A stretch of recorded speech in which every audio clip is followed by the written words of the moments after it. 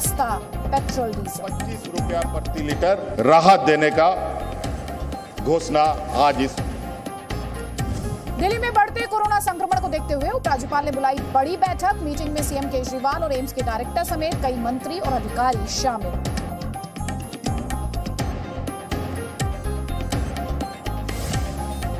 Omicron के बढ़ते खतरे को देखते हुए प्रधानमंत्री मोदी का यूएई दौरा रद्द। अगले हफ्ते यूएई दौरे पर जाने वाले थे प्रधानमंत्री।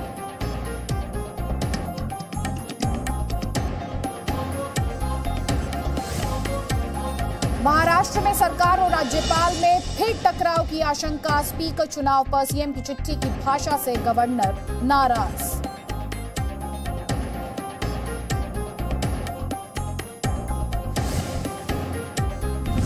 लुधियाना में कपड़े की फैक्ट्री में भीषण आग। दमकल की गाड़ियां आग बुझाने में जुटी।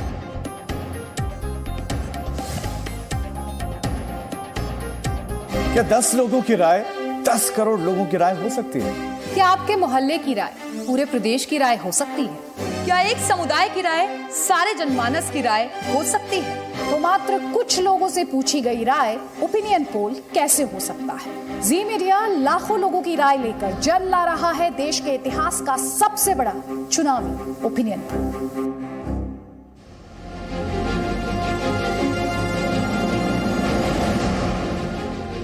नमस्कार, ताल ठोक के देख रहे हैं आप और आपके साथ मैं अदिति त्यागी हूं। सबसे पहले वो सवाल जिसके माध्यम से आप भी ठोकेंगे हमारे साथ ताल, और आज का हमारा सवाल है, क्या माहौल खराब करने से चुनावी फायदा मिलता है? एक बार फिर से सुनिए, क्या माहौल खराब करने से चुनावी फायदा मिलता है, हाँ या ना? जो भी आपका जवाब हो, znews.com/vote znews.com/vote पर आप अपनी राय हम तक पहुंचाइए।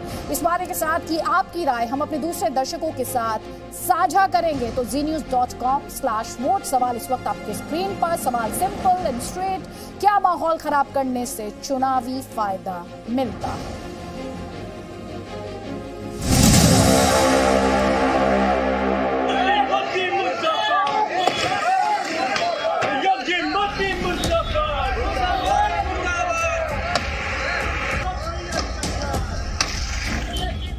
ये लाल टोपी वालों को सत्ता चाहिए, घोटालों के लिए, अपनी तिजोरी भरने के लिए, अवैध कब्जों के लिए, माफियाओं को खुली छूट देने के लिए।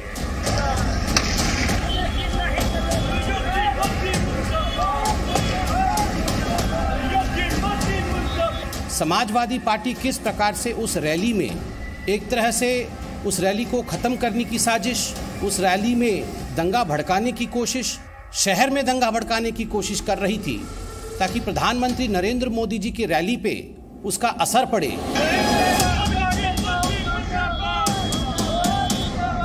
भाजपा की गाड़ी के रूप में उस गाड़ी को सजाया गया था और बीच चौराहे में गाड़ी को रोक करके लाल टोपी पहने सपा के कार्यकर्ता उस गाड़ी को तोड़ रहे थे।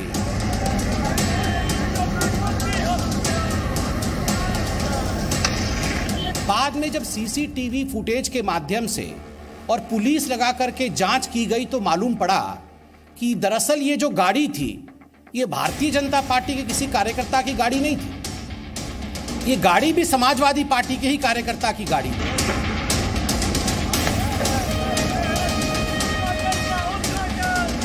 इस संदेश को सोशल मीडिया के माध्यम से भेजा गया ताकि जो भारतीय जनता पार्टी के कार्यकर्ता हैं वो इसे देख करके भड़क जाएंगे, स्थानीय लोग इसे देख करके भड़क जाएंगे और मार पिटाई की व्यवस्था वहां आरंभ हो जाएगी, वहां आगजनी आरंभ हो जाएगी, वहां दंगे आरंभ हो जाएंगे।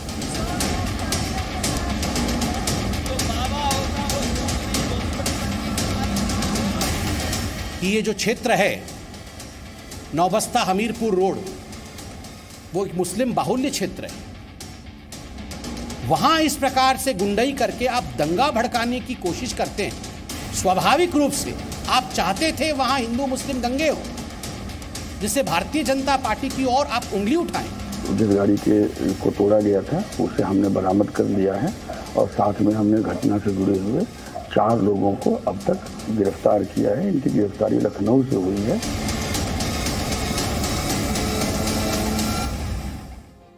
तो कल कानपुर में प्रधानमंत्री नरेंद्र मोदी की रैली थी, लेकिन मोदी की रैली से पहले क्या कोई बड़ी साजिश हुई थी? क्या कुछ ऐसा करने की साजिश हुई थी जिससे प्रधानमंत्री की रैली में फसाद हो? और ना सिर्फ रैली बल्कि पूरे कानपुर में कुछ ऐसा हो जिससे वहां पर सौहार्द बिगड़े। कल प्रधानमंत्री की रैली से पहले कानपुर में कार में तोड़फोड़ हुई। कार पर आगे पीछे प्रधानमंत्री के बैनर लगे हुए थे। तोड़फोड़ करने वालों ने लाल टोपी पहन रखी थी, जो कि समाजवादी पार्टी की पहचान। तस्वीर से पहली नजर में पता चलता है कि समाजवादियों ने बीजेपी की कार में तोड़फोड़ की, लेकिन आज मामले में ट्विस्ट आया। बीजेपी ने यह आरोप लगाया कि तोड़फोड़ करने वाले तो समाजवादी पार्टी के थे ही, कार भी इन्हीं की थी। बीजेपी के मुताबिक ये एक तरीके का नाटक था जिससे अपनी पार्टी की टूटी कार और पीएम का जलता पुतला दिखाकर बीजेपी के कार्यकर्ताओं को भड़काया जाए, जिससे कानपुर में दंगा शुरू हो जाए। यहां तक कि प्रधानमंत्री की रैली में भी फसाद हो और उनका चुनावी कार्यक्रम धरा का धरा रह जाए। पुलिस ने 5 आरोपियों को लखनऊ से गिरफ्तार किया, 3 की तलाश चल रही है, लेकिन ये सभी समाजवादी पार्टी के बताए जा रहे हैं। ये अभी तक पुलिस नहीं कह रही है, बीजेपी कह रही है, क्योंकि सबके सिर पर लाल टोपी थी, जिसे प्रधानमंत्री यूपी के लिए पहले ही रेड अलर्ट बता चुके हैं। हमारी ये बहस इन्हीं सवालों के साथ है कि प्रधानमंत्री की रैली में क्या दंगे की साजिश थी, कानपुर में क्या दंगे की कारतूल है, लाल टोपी से क्या उत्तर प्रदेश में रेड अलर्ट है, दंगाई साजिश है या फिर सिर्फ सियासत है, जैसा कि बीजेपी के पॉलिटिकल ओपोनेंट्स कह रहे हैं, और क्या माहौल बिगाड़ने से चुनावी फायदा मिलता है, चुनावी लाभ मिलता है? ये वो सवाल है जिन पर हम ठोकेंगे ताल। लेकिन उससे पहले कानपुर मामले में अपडेट आपको दे देते हैं। अब तक 5 लोगों की गिरफ्तारी हुई है और ये सभी 5 आरोपी समाजवादी पार्टी से जुड़े बताए जा रहे हैं। अगर इनके नाम की बात करें तो सुकांत शर्मा, सचिन केशरवानी और अभिषेक को गिरफ्तार किया गया है। कई खास मेहमान हमारे साथ हैं। बीजेपी का पक्ष रखने के लिए हमारे साथ डॉक्टर संबित पात्रा हैं, गजेंद्र साखला कांग्रेस पार्टी का पक्ष रखने के लिए हमारे साथ हैं, विजय राठी हैं समाजवादी पार्टी का पक्ष रखने के लिए हमारे साथ, और बीएसपी से सतीश प्रकाश हमारे साथ हैं। संबित पात्रा, सबसे पहला सवाल आप ही से है। पुलिस को जितना हमने सुना, उन्होंने समाजवादी पार्टी का नाम नहीं लिया, लेकिन आपने कहा कि समाजवादी पार्टी की साजिश है जिसके माध्यम से बीजेपी के कार्यकर्ताओं को भड़काया जाए, स्थानीय लोगों को भड़काया जाए, मारपीट शुरू हो जाए, दंगे आरंभ हो जाए। इसका आधार क्या है? देखिए अदिति जी, आपने जो लाल टोपी दिखाई वो केवल लाल टोपी नहीं है। लाल टोपी के ऊपर अगर ध्यान से देखें तो छात्र सभा भी लिखा हुआ है।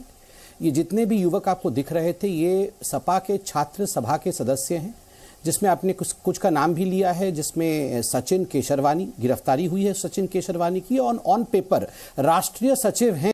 ये तो आप जाके वेबसाइट में भी देख सकते हैं, आप सपा के नेताओं से पूछ सकते हैं। सचिन केशरवानी राष्ट्रीय सचिव हैं, नेशनल सेक्रेटरी हैं छात्र सभा के समाजवादी पार्टी के।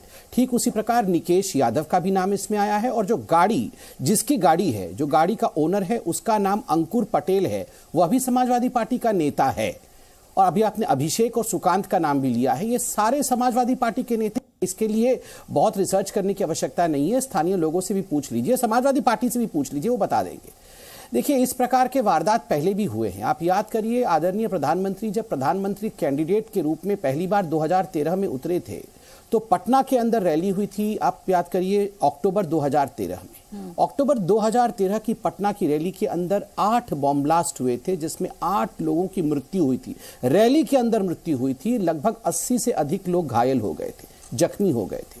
तो रैली में तो इससे पहले हमारे विपक्षियों ने बॉम्ब ब्लास्ट तक करा रखे, लोगों की हत्याएं हुई हैं, मृत्यु हुई है। और जिस प्रकार कानपुर में विकास कार्य करने प्रधानमंत्री गए थे, वहां मेट्रो का उद्घाटन करने गए थे, स्वाभाविक है एक समाजवादी पार्टी की गाड़ी में प्रधानमंत्री और योगी जी के पोस्टर लगा करके प्रधानमंत्री जी का पुतला फूंकना, अपनी ही गाड़ी को बीजेपी के झंडे से सुसज्जित करना और अपनी ही गाड़ी को तोड़ना, उसे आगजनी करने का प्रयास करना, ये क्या दिखाता है? ये दिखाता है कि कहीं ना कहीं ये भारतीय जनता पार्टी के कार्यकर्ताओं को भड़काने की कोशिश कर रहे थे। उनको लग रहा था कि भारतीय जनता पार्टी के कार्यकर्ता इससे गुस्से में और आवेश में आ जाएंगे और कहीं ना कहीं दंगा भड़क जाएगा, मार पिटाई शुरू हो जाएगी, प्रधानमंत्री जी का कार्यक्रम रद्द हो जाएगा। और जानबूझ के ये सारा कुछ छात्र सभा के नेताओं ने इसे वायरल किया, इस वीडियो को। ये वीडियो आप बताइए, कोई तोड़फोड़ कर रहा है, कोई वीडियो बना करके उसे वायरल खुद करता है? खुद वीडियो बना करके वायरल किया गया ताकि एक संदेश पूरे के पूरे कानपुर में जाए। ये गुंडाई नहीं तो और क्या है। ठीक है, विजय राठी सीधे तौर पर नाम के साथ वो आपकी पार्टी को कटघरे में खड़ा कर रहे हैं। देखिए ऐसा है दीदी जी, मैं बता दूं आपसे, ये स्वाभाविक है और हमें उम्मीद थी, चूंकि अभी पीयूष जैन पे आए थे तो कनेक्शन भारतीय जनता पार्टी नहीं, पहले जो उन्होंने नाम लिए उन पर आपको जवाब देना चाहिए। पहले जो गिरफ्तारी हुई है उन पर आपको जवाब देना चाहिए। वो आपकी पार्टी से ताल्लुक रखते हैं या नहीं रखते, पहले इस पर जवाब दीजिए। ये उसी से रिलेटेड है। जब समाजवादी पार्टी से उसका कनेक्शन नहीं निकल पाया तो उसके बाद ये स्वाभाविक है कि दंगा शब्द आना था, हमें पहले से पता था। अभी संबित पात्रा जी की प्रेस कॉन्फ्रेंस मैंने सुनी है, वो बोल रहे थे कि ये खत्म करने की अरे आप तो खुद ही खत्म हो चुके। आपने 80,000 विजय राठी जी प्लीज सर, पहले जो उन्होंने आरोप लगाए, मैं पहले इस घटना पर रहना चाहती हूँ सर, पॉइंट दर पॉइंट आगे बढ़ेंगे। पहले आप ये बताइए, जो गिरफ्तारी हुई है उनका समाजवादी पार्टी से लेना देना है या नहीं? हालांकि बाकायदा पेपर पर उनमें से एक नेता का नाम है और आपकी जो छात्र विंग है उसको कटघरे में खड़ा किया जा रहा है। इस पर जवाब दीजिए आप। अभी उसमें जांच चल रही है, पुलिस जांच कर रही है। ये तो पुलिस वाले भी खुद ही बन जाते हैं, सीबीआई वाले भी, और फैसला भी सुना देते हैं। देखिए इस तरीके से जांच भी प्रभावित होती है, तो इनसे बोलिए सीधा सीधा आरोप ना लगाए, फैसला ना सुनाए। ये वही साजिश हो सकती है जिस तरीके से आगरा में हमारी रैली में भाजपा के कार्यकर्ता ने घुसकर पाकिस्तान के नारे लगाए, और जब किसान आंदोलन को लेकर के मुजफ्फरनगर में रैली हुई थी उसके बाद इन्हीं के कार्यकर्ता ने मांस के टुकड़े फेंके। और आप अगर इतिहास उठा करके देखेंगे, संबित पात्रा जी से पूछिए कि जब ये दंगा और बवाल होता है तो किसकी सरकार बनती है, किसको फायदा होता है? अगर आप इतिहास उठाएंगे लेके गुजरात से असम, त्रिपुरा, उत्तर प्रदेश तक। ये सचिन केसरवानी कौन है, पहले ये बताइए मुझे। ये जो आप पॉलिटिक्स और सियासत पर गए हैं, पहले आप मुझे बताइए सचिन केसरवानी कौन है, बताइए ना सर। इतना झूठ तो मत बोलिए। आज इतने बड़े जो झूठे व्यक्ति हैं आप, जिनके मैं दर्शन कर रहा हूं सामने, आपकी छवि भी यही है पूरे उत्तर प्रदेश में, नहीं जन जन में आते हैं आप। तो आप जो दंगे में आए हैं इसके आप, मुझे समझ में नहीं आता है अदिति जी, कितने आरोप लगाइए आप। सचिन केसरवानी को जानते हैं आप, नहीं जानते? मैं आपसे क्या पूछ रही हूँ सर। अदिति जी, जहां तक आरोपों की बात है, जो केसरवानी जी है जिसको आप राष्ट्रीय सचिव बता रहे हैं, अगर वो है राष्ट्रीय सचिव तो कड़ा एक्शन उन पे लिया जाएगा, हम कहते हैं। आप इनसे बोलिए जब मिश्रा टैनियन की बगल में क्या एक्शन लिया, ये उसी से डाइवर्ट करने के लिए ये सारी चीजें हैं। अभी नीति आयोग ने कहा उत्तर प्रदेश, पहले आप डिसाइड कीजिए सर, पहले आप डिसाइड कीजिए। आपने 3 बातें बदल दी इतनी देर में, 3 बातें बदल दी। पहले आप इनका डर बता रहे थे, फिर आप कह रहे थे इनकी बीजेपी की साजिश है, फिर आप आ गए कि अगर समाजवादी पार्टी से ताल्लुक रखते हैं तो एक्शन लिया जाएगा। सर डिसाइड कीजिए, पहले डिसाइड कीजिए कि आपकी लाइन ऑफ आर्ग्यूमेंट क्या है, आपकी लाइन ऑफ आर्ग्यूमेंट क्या है। आपने आरोप लगाए हैं, आपने सिर्फ आरोप और आरोप लगाए हैं। डॉक्टर संबित पात्रा सर सुन लीजिए प्लीज। नहीं सुन लीजिए डॉक्टर विजय राठी, आप अगर पॉइंट पर नहीं रहेंगे सर तो ये डिबेट मुश्किल हो जाएगी। दर्शकों की क्लैरिटी के लिए डिबेट है सर, ये आपके आरोपों के लिए डिबेट नहीं है। संबित पात्रा ये कह रहे हैं बीजेपी की साजिश है, आप असल मुद्दों से ध्यान भटकाना चाहते हैं, और आप ऐसा अतीत में भी करते आए हैं। ये समाजवादी पार्टी का आरोप है आप पर। देखिए अदिति जी, और क्या कहेंगे? जब चोर पकड़ा जाता है, कोई चोर थोड़ी बोलता है कि मैं चोर हूं, मैंने दंगा भड़काया था, मैंने चोरी की थी, ये तो कहेंगे नहीं। हर चोर यही कहता है, हर गुंडा यही कहता है। आपने आज तक विश्व में कोई गुंडे को सुना है वो कहता हाँ, जब पकड़ा जाए तो गुंडा बोलेगा ओहो मेरे से गलती हो गई, मैं तो गुंडा था, मुझे माफ कर दो, आप आगे से नहीं करूंगा। वो यही बोलता है। ये पुलिस बदमाश है, ये राजनेता सब बदमाश हैं, ये सीबीआई बदमाश है, ये ईडी जो है ये देखो जरा, ये देखिए, कम से कम डिबेट में तो गुंडा ही बंद कर दिया जाए। अदिति जी मैं आपसे रिक्वेस्ट करता हूँ, लाल टोपी वाले को बोलिए जरा, डिबेट में तो कम से कम गुंडा ही ना करे। ये अच्छी बात नहीं है, अच्छी बात नहीं है। ये विजय राठी जी सुन लीजिए ना सर, ऐसे डिबेट मुश्किल हो जाएगी ना, दर्शकों को क्लैरिटी मिले। आपको मौका दिया था मैंने, आपने 3 गोल पोस्ट चेंज कर दिए सर, आपने 3 गोल पोस्ट चेंज किए। आप जवाब लीजिए, आपने आरोप लगाया, आप ही का आरोप था ना, भाजपा असल मुद्दों से भटका रही है, यही था ना कि बीजेपी असल मुद्दों से भटका रही है, आपके खिलाफ साजिश है। तो जवाब तो लीजिए, अब जवाब लीजिए, चिल्लाने से थोड़ी होगा सर। संबित पात्रा संबित जवाब पात्रा देना चाहता हूं, मगर मैं गुंडाई बिल्कुल नहीं चाहता हूं। मैं किसी के बीच में नहीं चिल्लाता हूं, मैं दंगे भी नहीं करता आप जवाब दीजिए। और मैं बिल्कुल विजय राठी जी और मैं सारे पैनलिस्ट को यहाँ पर क्लियर कर दूं प्लीज। एक सेकेंड आप एक दूसरे को इंटरप्ट नहीं करेंगे सर। नहीं विजय राठी जी, आपको आपके हिस्से का टाइम दिया गया है सर, आपको आपके हिस्से का टाइम दिया गया। अगर आप दूसरे गेस्ट को इंटरप्ट करेंगे तो मजबूरी में मुझे आपका ऑडियो डाउन कराना पड़ेगा। प्लीज संबित पात्रा।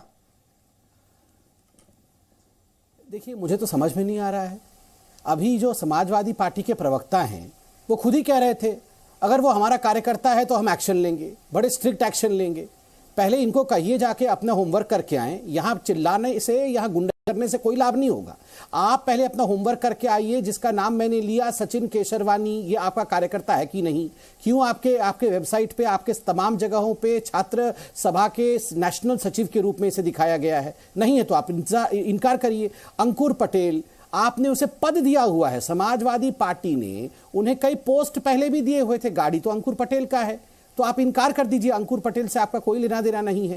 ये तो पुलिस भी जांच कर रही है। और आपको जान के आश्चर्य होगा आदित्य जी, जब कल पुलिस इन लोगों को धरने दबोचने गई तो ये जो गाड़ी थी, इस गाड़ी को कबाड़ में तोड़ने की तैयारी चल रही थी।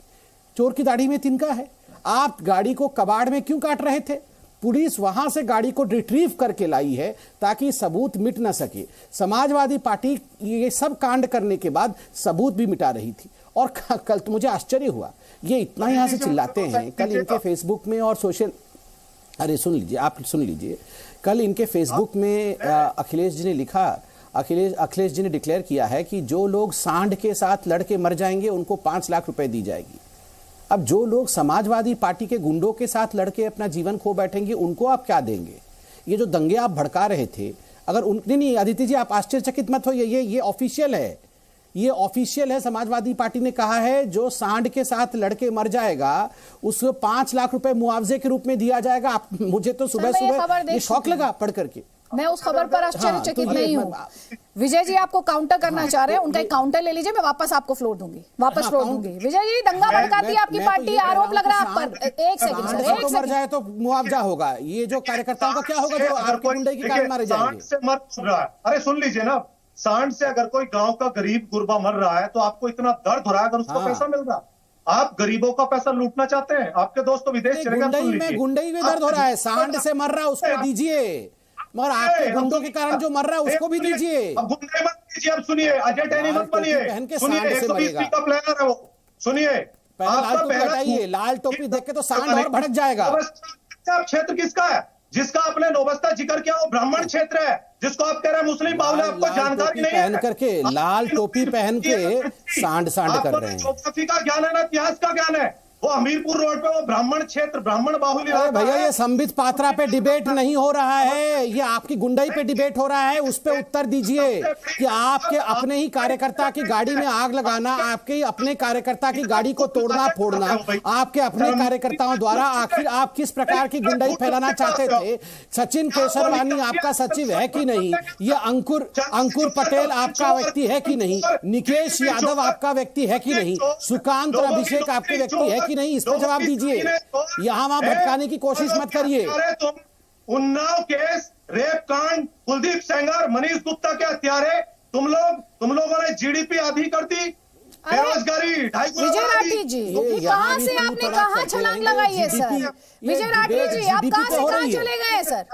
आप कहां से कहां चले गए? मैंने आपसे सवाल पूछा, जो बीजेपी का आरोप है आप पर दंगा भड़काने का, वो छोड़कर सर आपको सबकी याद आ गई, लेकिन ये सवाल आप भूल गए सर। या तो आप कह दीजिए मेरे पास इस सवाल का जवाब नहीं है, या तो आप कह दीजिए आपके पास इस सवाल का जवाब नहीं है, तो मैं दूसरे पैनलिस्ट को इस डिस्कशन में लेकर आऊंगी। Please sir. ये बीच में क्यों बोल रहे? मैं चुप रहा, इनको चुप रह के सुनना चाहिए। मैं चुप रहा जब आपने बोला। आपकी पार्टी दंगा भड़काती है, इस पर जवाब दीजिए। ये आरोप है आपकी पार्टी पर। दंगा भड़काती है भारतीय जनता पार्टी। भारतीय जनता पार्टी क्योंकि उसको फायदा होता है वो सरकार बनाती है, इसलिए बदजुबानी करते हैं। कल ही इनके विधायक ने संगीत सोम ने बहन की गाली दी है जनता के लोगों को। संबित पात्रा जी कहेंगे मैं इनके मोबाइल नंबर पर भेजूंगा। मां बहन की गालियां दी उसने कहा कि मैं तमीज सिखा दूंगा तुम्हें, राजनीति घुसा दूंगा अंदर, यह कहा संगीत सोम ने। करिए उनकी बुराई। आपके लोगों के जो विधायक गाड़ी किसकी, किस विषय पे चर्चा हो रहा है? उल्टा बोलते हैं।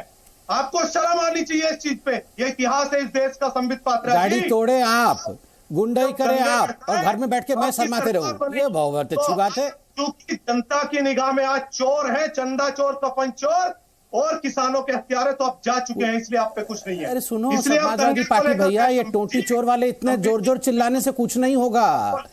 अरे आराम से थोड़ा हाथ पीछे रखिए, वो स्काइप के थ्रू से आप यहाँ आ जाएंगे, शांति से बैठिए। हर जगह गुंडाई करते हैं, यहाँ डिबेट में भी इतनी जोर जोर से चिल्ला रहे हैं, बताइए आप शांति से बात क्यों नहीं करते हैं? हमने आपको पूछा ये अंकुर पटेल कौन है जिसकी गाड़ी है, हमने आपको पूछा ये सचिन केशरवानी कौन है, हमने आपको पूछा कि आपका निकेश यादव आपके पार्टी के छात्र सभा में क्या रिश्ता रखता है। ये सब जवाब आप दे नहीं रहे हैं। आप जीडीपी पे चर्चा कर रहे हैं, आप बाकी सारे विषयों पे चर्चा कर रहे हैं, मगर विषय पे जवाब नहीं दे रहे हैं। और देखिए, चोर चोर करना बंद करिए। सबसे बड़ा चोर कौन है? अभी पकड़ा गया है 250 करोड़ रुपए कैश आपके। कौन चोर है ये पूरा विश्व जानता है। टोटी तक तो छोड़ते रहिए, टोटी लेके भागने वाले यहाँ चोर चोर कर रहे हैं। और आपके विधायक भी अजय मिश्रा 120 आपकी आवाज इतना जोर मत चिल्लाओ, वो स्काइप से आवाज भी नहीं आ रही है, आधा आवाज कट जा रहा है वहीं पे। मेरी आवाज आराम से बोलोगे तो स्काइप से कुछ आवाज भी आएगी। अरे कहाँ है किसानों के हत्यारे जेटनी? कहाँ है? यह मुद्दा वहीं से डेविएट करने के लिए आप लोगों ने दंगा, सीबीआई, डॉक्टर विजय राठी, अगर हम डिबेट कर रहे थे तो आप अगर डिबेट दर्शक पे इस नहीं वक्त आते देख ना। रहे होंगे तो पिछले 3 मिनट में सर आपने मुद्दा छोड़ के हर मुद्दे पर बात की है सर। मुद्दा छोड़ के हर मुद्दे पर बात की। जो तस्वीरें चल रही हैं इन पर भी तो आप बात कीजिए सर। आपसे जो सवाल पूछे जा रहे हैं आप उन पर तो बात कीजिए, आप बात नहीं करेंगे सर। कोई नहीं, जब मैं वापस आऊंगी अब तस्वीरों को ध्यान से देख लीजिए, ध्यान से देख लीजिए सर, तस्वीरें ध्यान से देख लीजिए। आपकी पार्टी के से जुड़े हुए नेता बताए जा रहे हैं, इन्हें ध्यान से देख लीजिए, ध्यान से देख लीजिए। और इस पर आपको आज जवाब देना है, इसके लिए तैयार रहिए सर। गजेंद्र साखला, ये दंगा भड़काने की कोशिश की जाएगी, दंगे भड़काने से माहौल खराब करने से चुनावी फायदा मिलता है क्या?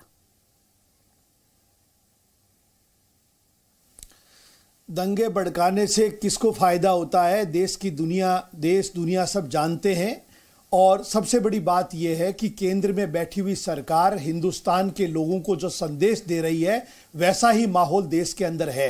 देश का गृह राज्य मंत्री की गाड़ी, बेटे की गाड़ी से भिड़ा के लोगों को मार देना, सरकार हटकर उसके खिलाफ कोई एक्शन नहीं लेना, ये क्या दर्शाता है इस बात को? अगर कानून और व्यवस्था उत्तर प्रदेश के अंदर है, मुझे अपनी बात पूरी करने दीजिए, अगर कानून और व्यवस्था उत्तर प्रदेश के अंदर है, एक तरफ वो कह रहे हमने चाक चौबंद व्यवस्था दी है, तो ये खुलेआम इस तरह से कैसे पत्थरबाजी मारपीट हो रही है?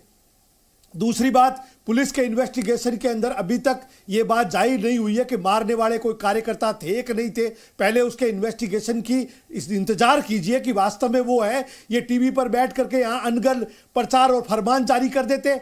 देश के अंदर जैसा माहौल है, जैसा माहौल ये सरकार दे रही है, 700 से ज्यादा किसान मर गए, कह रहे हमें एक ही लिस्ट हमारे पास नहीं है, एक ही किसान मरा नहीं, हमारे पास कोई रिकॉर्ड नहीं है। ऐसी सरकार जो पार्लियामेंट में बोल नहीं सकती, पार्लियामेंट में डिबेट नहीं कर सकती, सुन नहीं सकती, उस पर जवाब ले लेती हूँ। सर आपने सुना नहीं, मैं आज की बात पर ही कह रहा हूँ। देश के अंदर ये माहौल लगातार बनता जा रहा है। देश के अंदर का माहौल, उसी से जुड़ी एक तस्वीर भी दिखा रहे हैं हम, इसीलिए तो ये डिबेट कर रहे हैं, इसीलिए डिबेट कर रहे हैं सर। आप बस उत्तेजित होकर बोल रहे हैं तो सर। उत्तर प्रदेश में हम सवालों को तो एड्रेस करें सर, सवालों को तो एड्रेस करें, अब जवाब लीजिए ना सर। सरकार में लॉ एंड ऑर्डर है कि नहीं है? तो आप ही बोल लीजिए सर, फिर आप पूछ लीजिए सवाल और उसके बाद डिस्कशन खत्म हो जाएगा। जवाब लेने तो आप आए नहीं, ऐसा लग नहीं रहा कि आपको जवाब सुनना है। आप सुन तो ले, 22 मिनट तक मैं सुना है, आप सुन तो ले सर। 22 मिनट अभी हुए नहीं है, 22 मिनट नहीं हुए अभी, टाइम चेक कर लें थोड़ा सा। हो गए 22 मिनट। नहीं, इतनी जल्दबाजी में मत रखिए, इतनी जल्दबाजी में मत रहिए, और घड़ी को भी जल्दबाजी में मत रखिए प्लीज, घड़ी भी तेज मत रखिए। संबित पात्रा जी, ये कह रहे पुलिस आपकी है, जी। आप तो कहते हैं कि कानून व्यवस्था चाक चौबंद रखते हैं हम, तो ये फिर कैसे हो गया? जवाब देता हूं। देखिए, पहले तो मैंने अभी जब आपने डिबेट आरंभ किया था, आपने भी कहा था और समाजवादी पार्टी के प्रवक्ता ने भी कहा कि अभी तक पुलिस ने किसी का नाम नहीं लिया है। मैंने तुरंत अभी नोट देखा कि पुलिस आयुक्त, पुलिस कमिश्नर ने बकायदा नाम लिया है अंकुर का। अंकुर जो कि कार का मालिक है। Doctor Patra, just for clarity 10 seconds. मैंने जो कहा उसको लेकर थोड़ा सा कम्युनिकेशन गैप आपको हुआ है, मैंने कहा समाजवादी पार्टी का नाम नहीं लिया, मैंने जो गिरफ्तार हुए उनके नाम को लेकर नहीं कहा था। ठीक है सर, अब बात पूरी करें सर। नहीं, ठीक। अदिति जी, पुलिस कमिश्नर ने कहा है कि अंकुर पटेल समाजवादी पार्टी का कार्यकर्ता है और गाड़ी उन्हीं की थी, और गाड़ी इतना डैमेज होने के पश्चात भी अंकुर पटेल ने पुलिस कंप्लेंट देने से मना कर दिया, और अंकुर पटेल जो है वो गाड़ी को लेकर कबाड़े के पास गया था, उसको डिसमेंटल करने के लिए पुलिस ने अंकुर पटेल को सही जगह पे पकड़ लिया और डिसमेंटल करने नहीं दिया। नंबर 1। नंबर 2, इन्होंने कहा कि सपा समाजवादी पार्टी ने कहा कि हमारी लॉ एंड ऑर्डर कैसी है। ठीक है, तभी तो पकड़े गए।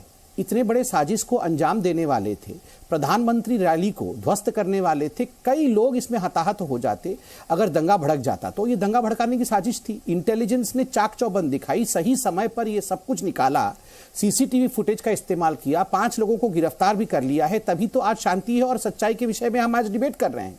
और सांकला जी तो अच्छे मित्र हैं मेरे, मैं सांकला जी को बड़े आदर से बताऊंगा, सांकला जी आप हमसे लड़के समाजवादी पार्टी को बचा रहे हैं। अखिलेश जी ने आज से 15 दिन पहले कहा कि समाजवादी पार्टी को 0 सीट आएगी, 0। ये मैं नहीं कह रहा हूं, मुझे तो लगता है 2-3 सीट शायद कांग्रेस को आएगी, मगर समाजवादी पार्टी के अध्यक्ष अखिलेश जी कह रहे हैं कि कांग्रेस पार्टी को 0 सीट आएगी। हमें तो लगता है कि 2 या 3 सीट आएगी, वो तो 0 कह रहे हैं। आप उनको क्यों बचा रहे हैं? आप क्यों उनके कार का स्टेपनी बने हुए हैं, ये तो बताइए। आप क्यों उनकी स्टेपनी बने हुए हैं? वो टूटे कार के पीछे अपना चक्का पीट करके बैठे हैं। क्या आएगा वो समय बताएगा, कोई बात नहीं। तो ये ये अखिलेश जी बता रहे हैं, अखिलेश जी ने कहा आपको क्या आएगी, मैं क्या करूंगा? ये भारतीय जनता पार्टी की बौखलाहट इस बात का प्रतीक है कि आप छोटी छोटी बातों को लेकर जो बौखलाहट कर रहे हो, और जिस तरह का माहौल, मैं आपको कहना चाहता हूं कि गृह राज्य मंत्री के खिलाफ आपने क्यों एक्शन नहीं लिया? क्या कर रही थी पुलिस, क्या कर रही है इंटेलिजेंस? ये छोटी बात है। अरे दंगे 5 लोगों को मार दिया, 5 किसानों की जान ले ली, विषयों पे बात कर रहे हैं। जान लेने वाले आदमी, उनका बेटा जेल के अंदर है, किसानों पर और उसके बावजूद भी कार्रवाई नहीं कर रही। और अदिति जी ने कम से कम 10 डिबेट किसानों पर भी किया होगा। और मैं चर्चा होनी चाहिए, आपके गृह राज्य मंत्री के खिलाफ चर्चा होनी चाहिए। गृह राज्य मंत्री को क्यों बचा रहे हो? उस पर चर्चा तो होनी चाहिए, हो भी रही है, क्यों बचा रही है? मगर आप बताइए कि आप यहाँ पर समाजवादी पार्टी के गुंडों को क्यों बचा रहे हो? आपके वो क्या लगते हैं? वो तो आपको 0 सीट दे रहे हैं, आप गुंडों को क्यों बचा रहे हो? देखिए, आप अपने गुंडों को, आप समाजवादी पार्टी के गुंडों को क्यों बचा रहे हो? आपको अलग बात है, ये अलग बात क्यों? सीट तो आप मेरी बात सुनिए, अपोजिशन का जो भी लीडर होगा 0 सीट तो आपको मिलेगी, अखिलेश ने कहा है। हम भी कहते हैं भारतीय जनता पार्टी की, तो अखिलेश जी ने कहा है, आप फिर भी अखिलेश जी के चरण धो के पानी पी रहे हो। अखिलेश जी कह रहे हैं कि आपको 0 सीट मिलेगी। 5 किसानों का हत्यारा है, आपने उसके खिलाफ कार्रवाई क्यों नहीं की? अखिलेश जी ने कहा है आपको 0 सीट मिलेगी, फिर भी आप अखिलेश जी। अरे कभी तो आप राहुल गांधी का नाम भी लो। वो संवेदनशील ये अच्छी बात है। ये उत्तर प्रदेश में राहुल गांधी का नाम ही नहीं ले रहे हैं। राहुल गांधी प्रचार करने नहीं आएंगे क्या उत्तर प्रदेश? ये बात तो आपसे उम्मीद करता हूं। अरे सांकला जी, आप तो मेरे भाई हैं, आप तो बता दो राहुल गांधी कब आ रहे हैं? मोदी जी को राय तो देंगे। राहुल गांधी उत्तर प्रदेश में कब आएंगे प्रचार करने के लिए? प्रेस को फेस नहीं कर सकते। कब आएंगे प्रचार करने के लिए राहुल गांधी? आप समाजवादी पार्टी को छोड़ करके जरा कांग्रेस के बारे में बताओ। आएंगे, बिल्कुल आएंगे। राहुल गांधी कब आएंगे? गांधी तो धड़ाकेदार क्यों नहीं आ रहे कर रहे हैं। और देखिए, मंदिर की जमीनों में आप लोग उत्तर प्रदेश में क्यों नहीं आ रहे हैं? हर दिन भेजो उनको। खा रहे हो, कम पैसों में खरीद के ज्यादा में मंदिर की जमीन को खा रहे हो, भगवान राम के नाम पे गाली निकालने वाले, और मालेगांव ब्लास्ट में हिंदुओं को फंसाने की साजिश रचने वाले, अभी राम मंदिर का नाम भी अपने मुंह से देते हुए आपको शोभा नहीं देता है। हिंदुओं को और भगवाधारियों को आप आतंकवादी बताने की साजिश में अभी मालेगांव केस में आप एक्सपोज हुए हो। आपको शर्म नहीं आ रहा? आप यहाँ पे भगवान राम का नाम ले रहे हो। और मैं आपसे केवल इतना कहूंगा, आप राहुल गांधी को रोज बुलाओ उत्तर प्रदेश में, मजा नहीं आ रहा है। सभी जी बात राहुल गांधी जी को बुलावा। आप तो इंसानियत का नहीं, वो सब कुछ ठीक है। अब हो गया। डिबेट में सतीश प्रकाश को लेकर आती हूं। राहुल गांधी को तो जब बुलाएंगे, सांकला जी बुलाएंगे, कांग्रेस पार्टी को जब उचित लगेगा तब बुलाएंगे। लेकिन सतीश प्रकाश जी, इतने संगीन आरोप, इतने गंभीर आरोप, दंगा भड़काने की साजिश बीजेपी से बता रही है, लेकिन जो बहस हो रही है वो उस पर समाजवादी पार्टी हो, कांग्रेस पार्टी हो, बहुत हल्के लेवल पर बात कर रहे हैं। क्या या तो फिर इस साजिश के रेमिफिकेशंस क्या हो सकते हैं? क्या हुआ सर? क्यों भड़क रहे हैं सर? क्यों भड़क रहे हैं? Thank you. सतीश प्रकाश जी, नहीं जी जी नहीं अदिति जी, आरोप जी, और इस पर इतना सतही डिस्कशन। नहीं, मेरे हिसाब से कहीं ना कहीं ये गलती है। देखिए, कोई भी व्यक्ति, चाहे किसी भी राजनीतिक दल का अगर कोई भी कार्य करता है, अगर वो गुंडागर्दी करता है तो निश्चित रूप से उसके खिलाफ कार्रवाई होनी चाहिए और कोई भी राजनीतिक दल को ऐसे लोगों को बचाव नहीं करना चाहिए।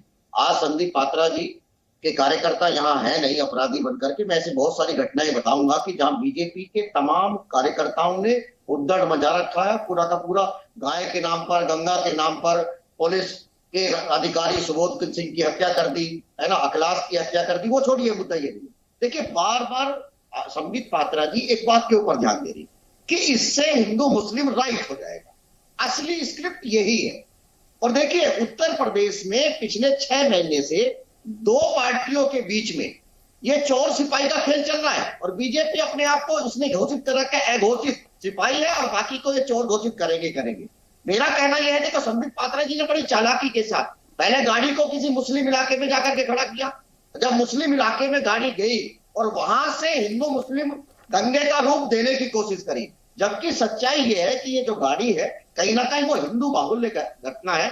और एक मैसेज कहीं ना कहीं संबित पात्रा जी आपके टीवी चैनल के माध्यम से इस देश के लोगों को एक मैसेज देना चाह रहे हैं, उत्तर प्रदेश की जनता को धमकाना चाह रहे हैं कि कोई भी ऐसी गाड़ी जिसके ऊपर बीजेपी का झंडा हो, चाहे उसमें अपराधी हो चाहे उसमें खूनी हो, कोई भी अगर वो सड़क के ऊपर उद्दंड भी मचा रहे हैं, उनके खिलाफ भी अगर लोग भड़केंगे तो इससे कहीं ना कहीं बीजेपी के मान सम्मान से जोड़ना कहीं ना कहीं गलत फहमी है। नहीं सतीश जी, आपने कई सारी बातें एक साथ की हैं सर। संबित पात्रा जी इन्होंने 3 बातें की हैं। ठीक है सर, सुन लीजिए, जवाब तो सुनिए सर। आप लोग आरोप लगाते हैं, एक के बाद एक गोल पोस्ट चेंज करते हैं। मुझे उसको सिंप्लीफाई करना पड़ता है दर्शकों के लिए, ताकि उन्हें समझ में आप कहना क्या चाह रहे हैं। एक तो संबित पात्रा जी इन्होंने कहा, सतीश प्रकाश जी कह रहे हैं आपने स्क्रिप्ट किया है सर, आप हमेशा दंगे का डर दिखाते हैं। तीसरा इनका कहना है कि आप एक मैसेज दे रहे हैं उत्तर प्रदेश की जनता को डराने के लिए। अच्छा, देखिए अदिति जी, हमने तो समाजवादी पार्टी को गुंडा आज कहा है। सबसे पहले समाजवादी पार्टी को गुंडा किसने कहा था? चढ़ गुंडन की छाती पर मुहर लगेगी हाथी पर। कौन था ये गुंडन? ये गुंडन समाजवादी पार्टी थी, जिसको कि मायावती जी हमेशा कहती थी चढ़ गुंडन की छाती। गेस्ट हाउस की गुंडाई आप जिंदा रखेंगे तभी आप उत्तर प्रदेश की सत्ता में आएंगे। चलिए जरा ये शांत हो जाए तो मैं बोल लूं। शांत हो जाए तो मैं बोलता हूँ। अरे आपके बीच में तो मैं बोला ही नहीं सतीश प्रकाश जी। आप ये चढ़ गुंडन की छाती पर, ये हकीकत है भैया, मैं बना के नहीं बोल रहा हूँ, ये मायावती जी ही बोलती थी। चढ़ गुंडन की छाती पर मोहर लगेगी हाथी पर। कौन था ये गुंडन? हु वॉज द गुंडन? आप बोले गुंडन तो बहुत बढ़िया, हम बोले गुंडन तो करेंगे हमारा मुंडन। अच्छा, अभी गुंडन रिट्रैक्ट कर रहे हैं। उस समय बड़ा गुंडन कर रहे थे, अब बोल रहे हैं समाजवादी पार्टी गुंडन नहीं है, बहुत अच्छी है। क्यों हुआ है आपका ये हाल? क्यों जाके समाजवादी पार्टी के चरणों में पड़े हुए हैं आप? क्यों पड़े हुए हैं समाजवादी पार्टी के चरणों में? क्यों आप समाजवादी पार्टी के प्रवक्ता बने हुए हैं? क्यों आप समाजवादी पार्टी के प्रवक्ता बने हुए हैं? मैं ये पूछता हूं। 5 सीट आ नहीं रही है बसपा को, समाजवादी पार्टी के कंधे पे जाके बैठ गए हैं। देखिए अदिति जी, गेस्ट हाउस कांड के बारे में पूरा हिंदुस्तान जानता है। अगर सबसे पहले और सर्वाधिक गुंडाई को किसी ने सामना किया है तो मायावती जी ने किया है गेस्ट हाउस कांड में। आप पूछ लीजिए उनके प्रवक्ता से, मायावती जी के साथ किस प्रकार की गुंडाई समाजवादी पार्टी ने की थी। अरे खुद बहन मायावती शिकार हुई है गुंडाई की, और यहाँ पर उनके प्रवक्ता आके चरण वंदन कर रहे हैं कांग्रेस पार्टी और चरण वंदन कर रहे हैं समाजवादी पार्टी की। मुझे तो समझ में नहीं आ रहा है, ये समाजवादी पार्टी के प्रवक्ता बने हैं आज, बसपा के प्रवक्ता। आपसे ही लोग सवाल पूछेंगे। मैं सुनिए, मैं उत्तर प्रदेश का निवासी हूँ। आप सवाल जरूर पूछिए, मगर आप जो आज समाजवादी पार्टी को सर्टिफिकेट दे रहे हैं। एक सेकंड, मेरा एक सवाल है सतीश जी, हाँ या ना में जवाब दे दीजिएगा। सतीश प्रकाश जी, देखिए आप लोग जब आपस में वाद विवाद करते हैं तो मैं सीधा मंच आप पार्टियों के रिप्रेजेंटेटिव्स को दे देती हूँ, पैनलिस्ट को दे देती हूँ। ताकि आप सीधे तौर पर एक दूसरे से सवाल जवाब कर सकें। लेकिन सर मेरा सवाल जो है, मेरा इस डिबेट में एक ये रोल भी है कि दर्शकों को समझ आए। आप मुझे ये बताएं, समाजवादी पार्टी पर जिस गुंडा राज के आरोप बीजेपी लगाती है, आप उन आरोपों से इत्तेफाक रखते हैं या नहीं रखते हैं? बस इतना मुझे बताइए, हाँ या ना। सुनिए, हम किसी भी जो आपराधिक छवि के लोग हैं उनके साथ किसी भी पार्टी का उनका बचाव नहीं करना चाहिए। ये बहुजन समाज पार्टी थी, उनके विधायक मैं आपसे जो सवाल पूछ रही हूं आप उसका जवाब अब भी नहीं दे रहे। जो तस्वीरें आप अपने स्क्रीन पर देख रहे हैं, जो तस्वीरें आप अपनी स्क्रीन पर इस वक्त देख पा रहे होंगे सर। सतीश जी देखिए, मुझे राजनीति नहीं, दर्शकों को क्लैरिटी देना मेरे इस डिस्कशन का उद्देश्य है सर। आप राजनीति करिए क्योंकि आपको राजनीति सूट करती है, लेकिन मैं आपसे जो तथ्य पर सवाल पूछ रही हूं उसका जवाब दीजिए। जो गुंडा राज के आरोप, जिस गुंडागर्दी के आरोप लगाती है बीजेपी समाजवादी पार्टी पर, क्या आप उन आरोपों पर समाजवादी पार्टी के साथ हैं या भाजपा के साथ हैं? आप मुझे सिर्फ इतना बता दें। अदिति जी, हम ना बीजेपी के साथ हैं ना सपा के साथ हैं, उत्तर प्रदेश की जनता के साथ है। 2012 से लेकर के 2017 तक उत्तर प्रदेश की जनता ने कहीं ना कहीं जो सपा सरकार की उसकी गणनाई से कहीं ना कहीं त्रस्त होकर के योगी जी को चुना। आज योगी जी 2017 से लेकर के आज जो तस्वीरें आप स्क्रीन पर देख रहे हैं, आप समाजवादी पार्टी का बचाव करते हुए दिख रहे हैं सर। इसलिए मुझे आपसे सवाल पूछना पड़ा। विजय राठी और गजेंद्र साकला, जल्दी 30 सेकंड्स प्लीज, और उसके बाद डॉक्टर संबित पात्रा आपको देना है जवाब, प्लीज। अदिति जी, मैं आपके सवाल का जवाब दूंगा, उससे पहले संबित जी ने सवाल खड़े किए, जवाब दे दूं। लॉ एंड ऑर्डर पर बड़ी बात कर रहे थे, पुलिस की बड़ी तारीफ कर रहे थे, तो मैं पूछना चाहता हूं मनीष गुप्ता को किसने मारा था? वही पुलिस थी ना आपकी जिसने होटल से उठा करके मार दिया था। विवेक तिवारी को किसने मारा था? आपकी पुलिस ने। और ये मैं नहीं कह रहा हूं, आपके लंबुआ सीट के विधायक है, विधानसभा में सवाल उठाया था उन्होंने कि 2 साल में 500 ब्राह्मणों की हत्या हो गई उत्तर प्रदेश में। आपकी सरकार ने जवाब नहीं दिया। उन्हें कंडेम करना, मुझे मत कहना, ये मेरे आरोप नहीं है, यह विधानसभा में सवाल उठाया था। उसका जवाब मिल जाए तो संबित जी हमें भी दे दीजिएगा। ये लॉ एंड ऑर्डर है उत्तर प्रदेश का। ब्राह्मण समाज को एक समाज की मैंने बात करी है। देखिए कमलेश तिवारी की हत्या हो गई, अमन वाजपेयी की हत्या हो गई, कितने लोगों की हत्या हो गई आपके राज्य में। ये आप ही की पुलिस थी, ये हमारी पुलिस नहीं है जिसको आप कहते हैं।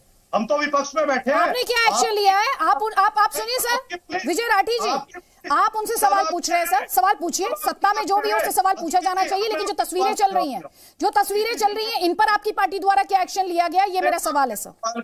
मैं आपके सवाल का जवाब दे। इसमें जांच चल रही है।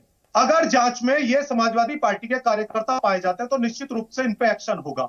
लेकिन इसी के साथ साथ देखिए, आप अच्छी पत्रकार है, एक और मेरा सवाल भी है और जवाब भी है कि अजय मिश्रा टेरी जो 120B का प्लानर है वो कहां है? संबित जी से पूछ के बताओ मुझे। उस पर कब कार्रवाई होगी, कब जेल में होगा? जिन्होंने मनीष गुप्ता को मारा उन पुलिस वालों को पूछे कहां है एसएसपी, कहां है एडीएम? जवाब लीजिए आपसे। लेकिन एक बात है, ये मैं कहना चाहती हूँ और आज मैं जो हमारे दर्शक है उनसे भी कहना चाहती हूँ, जब सवाल पूछा जाए तो पलटकर दूसरे पर आरोप लगा देना, क्या आप उसे जवाब मानते हैं? क्या उसे जवाब माना जा सकता है? क्या इस तरह की घटनाओं में किसी तरह की होड़ या प्रतिस्पर्धा की गुंजाइश होती है? यह सवाल भी तब डॉक्टर विजय राठी उठता है क्योंकि आप जिस तरह से दूसरी पार्टी पर आरोप लगाकर आपकी तरफ उठ रही उंगलियों को नीचे करने की कोशिश कर रहे हैं, कटघरे में आप खड़े रहेंगे सर जब तक आप उस सवाल का जवाब नहीं देंगे कि क्या एक्शन लिया गया। संबित पात्रा, ये आप पर आरोप लगा रहे हैं, आप इन पर आरोप लगा रहे हैं। नहीं, मैं तो जो आज विषय है उस विषय पे बात कर रहा हूं। दूसरा, इन्होंने कहा कमलेश तिवारी की हत्या हो गई, आप क्या कर रहे थे? नहीं, कमलेश तिवारी को जिहादियों ने मारा, गला रेत करके मारा। देखिए अब जवाब ले लीजिए, विजय राठी जी जवाब ले लीजिए सर, लोग बोल ले, फिर आप जवाब ले लीजिए, अब जवाब लीजिए सर, विजय राठी जवाब लीजिए सर, ये बोल नहीं, इस डिस्कशन में ऐसी बात नहीं होगी क्योंकि आपने जो सवाल उठाया उसका जवाब। अरे कमलेश तिवारी को आपके जिहादियों ने मारा है, जवाब दे रहा हूं। सुनना चाहेगी तो आप सुनिए जरा, आप भी सुनिए और लोगों को भी सुनने दीजिए, और मुझे ऑडियो डाउन कराने के लिए मजबूर मत कीजिएगा प्लीज। संबित पात्रा, प्लीज संबित पात्रा। देखिए आदिति जी मैं तो जवाब दे ही रहा हूं, ये चिल्ला रहे हैं बीच में। आदिति जी, कमलेश तिवारी को जिहादियों ने मारा, गला रेत करके मारा, और उन्हीं आतंकवादियों का समर्थन अखिलेश जी करते हैं। उन्हीं आतंकवादियों को जेल से छुड़ाने के लिए उन्होंने कानून बनाया था 2012 में। तो शुक्र है इलाहाबाद हाईकोर्ट का कि इलाहाबाद हाईकोर्ट ने लताड़ लगाया समाजवादी पार्टी को। अखिलेश जी को, मुख्यमंत्री को, कि आप आतंकवादियों को जेल से नहीं छुड़ा सकते। ये बात करते हैं। इनका राज आएगा तो आतंकवादी सड़क पर चलेंगे। ये तो केवल गाड़ी को फूंक रहे हैं, घरों को फूंका जाएगा, दंगे भड़काए जाएंगे इनके राज में। मुजफ्फरनगर किसके समय में हुआ था? ये जो बड़े बड़े दंगे हुए थे किसके समय पे हुए थे? हम तो सत्ता में नहीं थे। दूसरी बात आप इनसे पूछिए नौबस्ता के पास मछरिया, नहीं आप मौलाना साहब आप जरा शांत रहिए। मौलाना साहब आप हमें बोलने दीजिए, चिल्लाइए मत बीच में, शांति से सुनिए।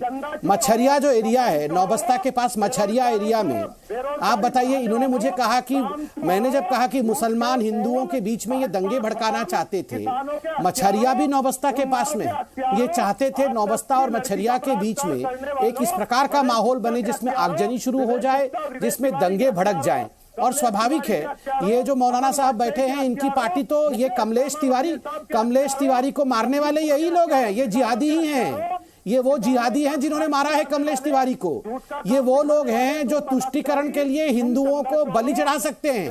ये हिंदुओं को यादव, ब्राह्मण, ठाकुर सब बना देते हैं और मुसलमानों को एक करके रखते हैं। और मुसलमानों को इनके समाजवादी पार्टी के इनके एमपी कहते हैं कि मुसलमानों इकट्ठे हो जाओ, हिंदुओं को हराना है।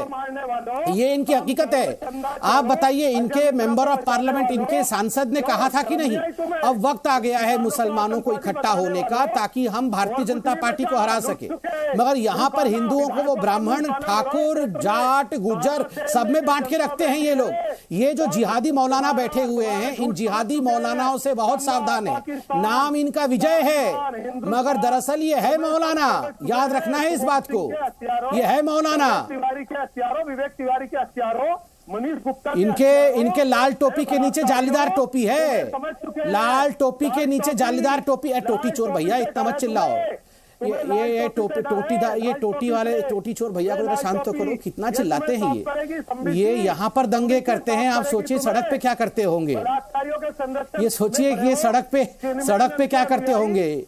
ये अनपढ़ गंवार लोग जो पढ़े लिखे भी नहीं हैं, जो लोग गुंडई के कारण जाने जाते हैं, ये क्या सत्ता चलाएंगे। ये टीवी पे इनकी सिचुएशन देखिए, ये सड़क पे क्या करते होंगे सोचिए जरा।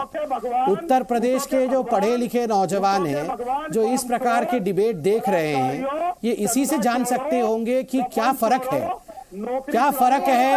गुंडइयों के बीच में। मुझे रोकना पड़ेगा, इस डिस्कशन को यहीं पर रोकना पड़ेगा। लेकिन विजय राठी जी चिल्लाने से, सिर्फ आरोप लगाने से, अपशब्दों का इस्तेमाल करने से, वो जो तस्वीरें लगातार पिछले 40 मिनट में हमारे दर्शकों ने देखी, मुझे कम से कम उन तस्वीरों पर जवाब नहीं मिले। और मुझे पूरा यकीन है जनता ने अपने आप को यहां पर ठगा हुआ महसूस किया होगा कि बीजेपी जो आपकी पार्टी पर लगातार आरोप लगाती रही कि ये आपकी पार्टी से जुड़े लोग हैं, आपकी पार्टी से जुड़े हुए नाम है, आप उस पर किसी तरह का डिफेंस नहीं रख पाए सर, और आप सिर्फ पलटकर आरोप लगाते रहे। राजनीति में सत्ता सबसे अहम है। सत्ता के लिए सबसे जरूरी क्या है? वोट सबसे जरूरी है। और वोट के लिए सबसे अहम क्या है, ये इस बात पर निर्भर करता है कि आपकी अपील क्या है, यानी नेता की अपील क्या है, आप वोटर के साथ कैसे कनेक्ट करते हैं। उसी से जुड़ी एक तस्वीर आपके स्क्रीन पर है, फिरोजाबाद की तस्वीर है। कांग्रेस महासचिव प्रियंका गांधी वाड्रा आपको इन तस्वीरों में दिखाई दे रही है।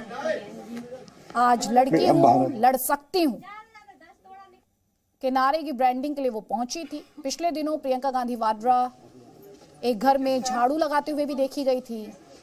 आज उन्होंने अलग किया, जैसा कि आप इन तस्वीरों में देख रहे हैं। दरअसल प्रियंका गांधी वाड्रा चूड़ी बनाने वाली महिला के घर पहुंची। एक महिला के घर में उसके बच्चे के कपड़े बिखरे हुए थे और उन्हें तय करके रखने लगी, समेट कर रखने लगी, यानी घर के काम में महिला का हाथ बटाने लगी। राजनीति में कई बार इस तरह की तस्वीरें बहुत काम की साबित होती हैं।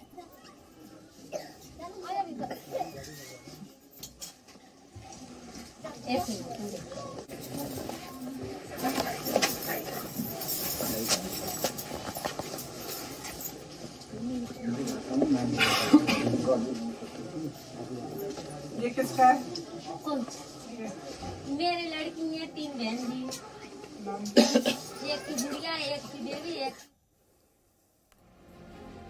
तो राजनीति में हर तस्वीर के मायने होते हैं और ऐसी एक तस्वीर हमने आपको दिखाई। अब ये वोट में तब्दील होगी ना या नहीं होगी, ये चुनाव पर जब चुनाव आएंगे और नतीजे आएंगे तब स्पष्ट होगा। लेकिन हम आपके लिए सवाल लेकर आए थे, क्या माहौल खराब करने से चुनावी फायदा मिलता है? znews.com/vote। अब भी आप अपनी राय हम तक पहुंचा सकते हैं। और नतीजा अभी तक जो हमें रिस्पॉन्स मिले वो रिस्पॉन्स किस तरह के रहे हैं, अब हम आपको वो दिखाते हैं।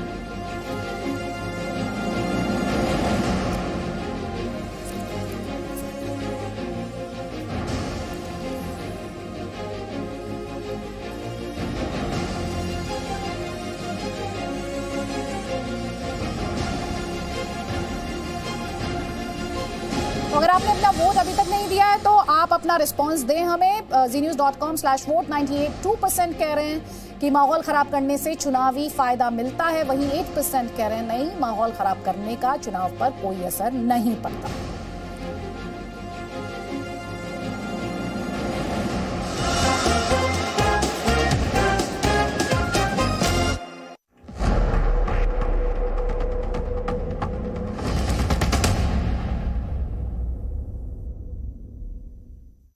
OLX ऑटोस ही देता है आपकी कार का best price.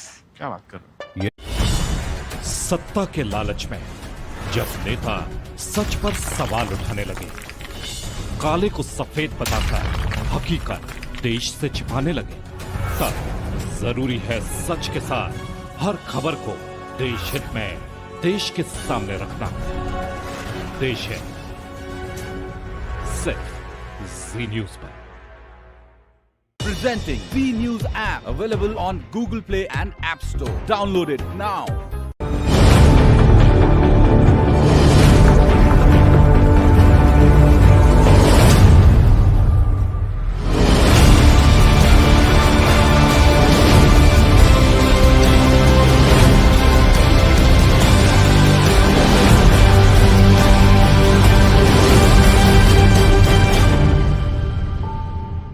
Presenting V News app, available on Google Play and App Store. Download it now. हम कट्टरता की दीवार गिराते हैं, हम जाति धर्म का भेद मिटाते हैं, हम देश के लिए जागरूक नागरिक बनाते हैं, हम राष्ट्रहित के सवाल उठाते हैं। ताल ठोक के रोज शाम 5 बजे सिर्फ जी न्यूज पर। Presenting V News app, available on Google Play and App Store. Download it now. Centurion test में मजबूत स्थिति में टीम इंडिया है। भारत की पहली पारी के जवाब में साउथ अफ्रीका 197 रन पर ढेर हुआ। भारत ने 146 रनों की बढ़त बरकरार रखी है। बीसीसीआई अध्यक्ष सौरव गांगुली कोरोना पॉजिटिव हुए हैं। सौरव को कोलकाता के अस्पताल में भर्ती करवा दिया गया है। वनडे टीम की कैप्टनसी मिलने के बाद पहले ही सीरीज से बाहर हो सकते हैं रोहित शर्मा। बीसीसीआई ने कहा कि रोहित फिट नहीं हुए तो केएल राहुल बनेंगे कप्तान। इंग्लैंड ऑस्ट्रेलिया के सभी खिलाड़ियों की Covid report negative. Sydney test पर कोई खतरा नहीं मंडरा रहा। ऑस्ट्रेलिया ने एशिया सीरीज में इंग्लैंड को तीसरे टेस्ट में 1 पारी और 14 रन से हरा दिया है। सीरीज 3-0 से जीती है। बुलंद हौसलों की अनोखी मिसाल देखिए। मॉडिफाइड स्कूटी लेकर काम पर जाते शख्स का वीडियो वायरल है। आपने बोलने वाले तोते देखे होंगे, लेकिन क्या कभी आपने बीट बॉक्सिंग करने वाला तोता देखा है? देखिए अनोखा वीडियो।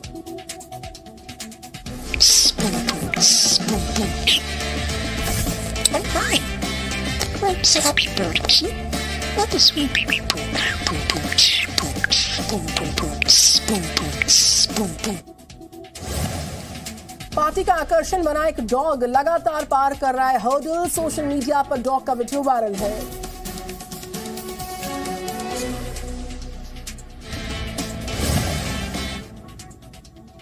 बर्फ में खेलते इस डॉग को देखिए। सोशल मीडिया पर लोगों को काफी पसंद आ रहा है डॉग का ये मस्ती भरा वीडियो।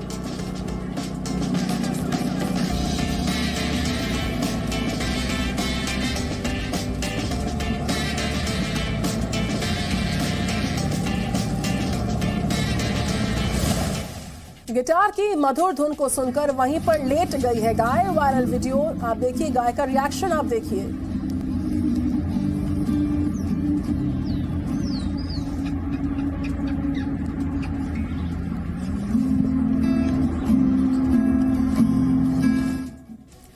न्यूज रश में आप अभी वायरल वीडियोस देख रहे थे। आई खबरों के साथ आगे बढ़ते कोविड की सारी बड़ी जानकारियां अब आपके सामने होंगी रफ्तार से। कोरोना के बढ़ते केसेस के कारण दिल्ली में येलो अलर्ट जारी, रात 10 से सुबह 5 तक रहेगा नाइट कर्फ्यू। दिल्ली मेट्रो 50% क्षमता के साथ चलेगी, वहीं मेट्रो में खड़े होकर यात्रा करने की अनुमति नहीं होगी। स्कूल, कॉलेज और अन्य शिक्षण संस्थान बंद रहेंगे। ऑड इवन नियम के तहत गैर जरूरी सेवाओं या सामान वाली दुकानों और मॉल खुलेंगे। रेस्टोरेंट, बार 50% क्षमता के साथ खुलेंगे। सिनेमा हॉल, जिम, स्पा रहेंगे बंद। शादी समारोह और अंतिम संस्कार में सिर्फ 20 लोगों को अलाउड किया जाएगा। दिल्ली पुलिस होने वालों पर की सख्त कार्रवाई, 754 चालान का। 10 करोड़ लोगों की राय हो सकती है। क्या पूरे प्रदेश की राय हो सकती है? क्या एक समुदाय की राय सारे जनमानस की राय हो सकती है? तो मात्र कुछ लोगों से पूछी गई राय ओपिनियन पोल कैसे हो सकता है? जी मीडिया लाखों लोगों की राय लेकर जल ला रहा है देश के इतिहास का सबसे बड़ा चुनावी ओपिनियन पोल।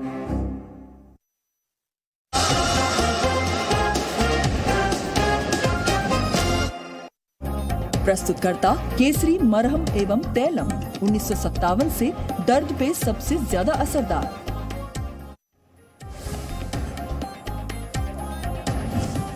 कानपुर में प्रधानमंत्री मोदी की रैली में दंगा भड़काने के आरोप में 5 आरोपी गिरफ्तार। बीजेपी ने समाजवादी पार्टी पर लगाया दंगा भड़काने का आरोप। से उस रैली में दंगा भड़काने की कोशिश, शहर में झारखंड की हेमंत सोरेन सरकार का बड़ा फैसला, 26 जनवरी से बीपीएल कार्ड धारकों को मिलेगा 25 रुपए सस्ता पेट्रोल। 25 रुपया प्रति लीटर राहत देने का घोषणा। दिल्ली में कोरोना को लेकर जारी रहेगा येलो अलर्ट, उपराज्यपाल की बैठक में हुआ फैसला।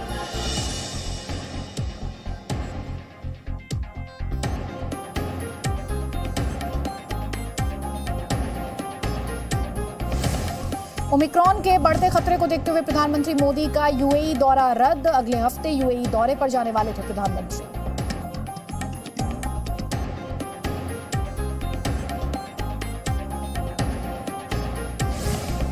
महाराष्ट्र में सरकार और राज्यपाल में फिर टकराव की आशंका। स्पीकर चुनाव पर सीएम की चिट्ठी की भाषा से गवर्नर नाराज।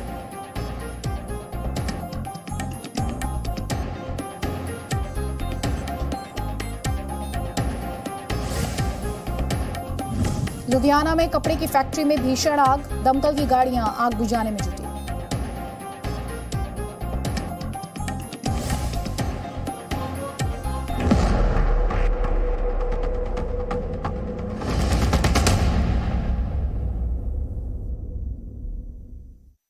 OLX ऑटोज ही देता है आपकी कार का बेस्ट प्राइस। सुनीता, सुना तुमने ये क्या बोल रहे हैं? यही कि OLX ऑटोज देता है आपकी कार का बेस्ट प्राइस। ये प्राइस ही नहीं, सरप्राइज है। Visit No signal, no worry. Presenting V News app with live TV, latest updates and expert opinion. Available on Google Play and App Store. Download it now.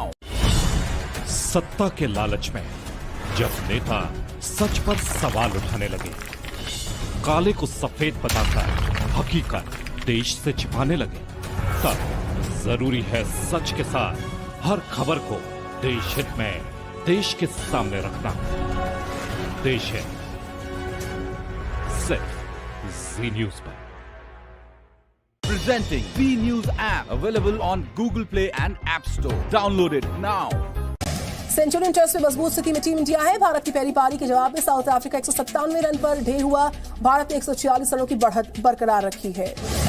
BCCI अध्यक्ष Saurav Ganguly corona positive हुए हैं। सौरव को कोलकाता के अस्पताल में भर्ती करवा दिया गया है। वनडे टीम की कैप्टनसी मिलने के बाद पहली ही सीरीज से बाहर हो सकते हैं रोहित शर्मा। बीसीसीआई ने कहा कि रोहित फिट नहीं हुए तो केएल राहुल बनेंगे कप्तान। इंग्लैंड ऑस्ट्रेलिया के सभी खिलाड़ियों की Covid report negative. Sydney test पर कोई खतरा नहीं मंडरा रहा। ऑस्ट्रेलिया ने एशियन सीरीज में इंग्लैंड को तीसरे टेस्ट में 1 पारी और 14 रन से हरा दिया है। सीरीज 3-0 से जीती है। बुलंद हौसलों की अनोखी मिसाल देखिए। मॉडिफाइड स्कूटी लेकर काम पर जाते शख्स का वीडियो वायरल है। आपने बोलने वाले तोते देखे होंगे, लेकिन क्या कभी आपने बीट बॉक्सिंग करने वाला तोता देखा है? देखिए अनोखा वीडियो।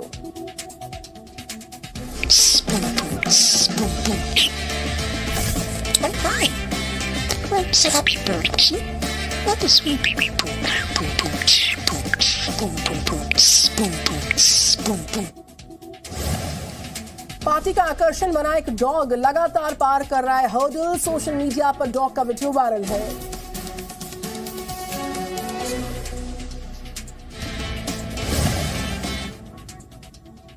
बर्फ में खेलते इस डॉग को देखिए। सोशल मीडिया पर लोगों को काफी पसंद आ रहा है डॉग का ये मस्ती भरा वीडियो।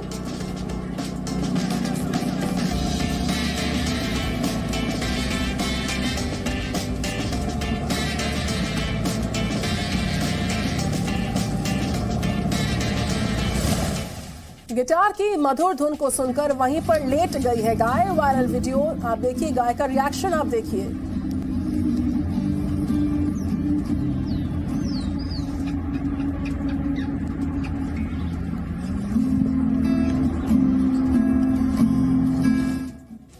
तो न्यूज रश में आप अभी वायरल वीडियोस देख रहे थे। आई खबरों के साथ आगे बढ़ते। कोविड की सारी बड़ी जानकारियां अब आपके सामने होंगी रफ्तार से। कोरोना के बढ़ते केसेस के कारण दिल्ली में येलो अलर्ट जारी। रात 10 से सुबह 5 तक रहेगा नाइट कर्फ्यू। दिल्ली मेट्रो 50% क्षमता के साथ चलेगी। वहीं मेट्रो में खड़े होकर यात्रा करने की अनुमति नहीं होगी। स्कूल, कॉलेज और अन्य शिक्षण संस्थान बंद रहेंगे। ऑड इवन नियम के तहत गैर जरूरी सेवाओं या सामान वाली दुकानों और मॉल खुलेंगे। रेस्टोरेंट, बार 50% क्षमता के साथ खुलेंगे। सिनेमा हॉल, जिम, स्पा रहेंगे बंद। शादी समारोह और अंतिम संस्कार में सिर्फ 20 लोगों को अलाउड किया जाएगा। दिल्ली पुलिस ने कोरोना नियम तोड़ने वालों पर की सख्त कार्रवाई। 754 चालान काटे के 411 FIR रजिस्टर हुई है। महाराष्ट्र के अहमदनगर के स्कूल में 12 और नए कोरोना केस सामने आए हैं। कुल केस 82 हुए हैं। सभी के सैंपल्स जीनोम सीक्वेंसिंग के लिए भेजे गए। वहीं महाराष्ट्र की शिक्षा मंत्री वर्षा गायकवाड़ भी पॉजिटिव पाई गई हैं। पंजाब में अनवैक्सीनेटेड लोगों को सार्वजनिक जगहों पर जाने की रोक लगा दी गई। सब्जी मंडी, बाजार जैसी जगहों पर जाने से पाबंदी लगा दी गई है। उत्तर प्रदेश को कोविड-19 से प्रभावित राज्य घोषित किया गया। कोरोना से बचाव को लेकर जारी किए गए दिशा निर्देश। उत्तराखंड में बढ़ते कोविड केसेस के चलते नाइट कर्फ्यू लगाया गया। रात 11 से सुबह 5 तक जारी रहेगा नाइट कर्फ्यू। केरल में ओमिक्रॉन के साथ नए केसेस मिले हैं। राज्य में ओमिक्रॉन के कुल केसेस 64 हो गए हैं। संक्रमित लोग विदेश से लौटे थे। केरल में बीते 24 घंटे में कोरोना के 2472 नए केसेस सामने आए। 3052 मरीज ठीक हुए। 38 की मौत हुई है। कोरोना के बढ़ते केसेस के बीच चेन्नई पुलिस जारी किए दिशा निर्देश। कोरोना पाबंदियां लागू की गई। 31 दिसंबर से होटल और अन्य सार्वजनिक जगहों पर रहेंगी पाबंदियां। Presenting V News app available on Google Play and App Store. Download it now. हम कट्टरता की दीवार गिराते हैं। हम जाति धर्म का भेद मिटाते हैं। हम देश के लिए जागरूक नागरिक बनाते हैं। हम राष्ट्रहित के सवाल उठाते हैं। ताल ठोक के रोज शाम 5 बजे सिर्फ जी न्यूज पर। Presenting V News app available on Google Play and App Store. Download it now.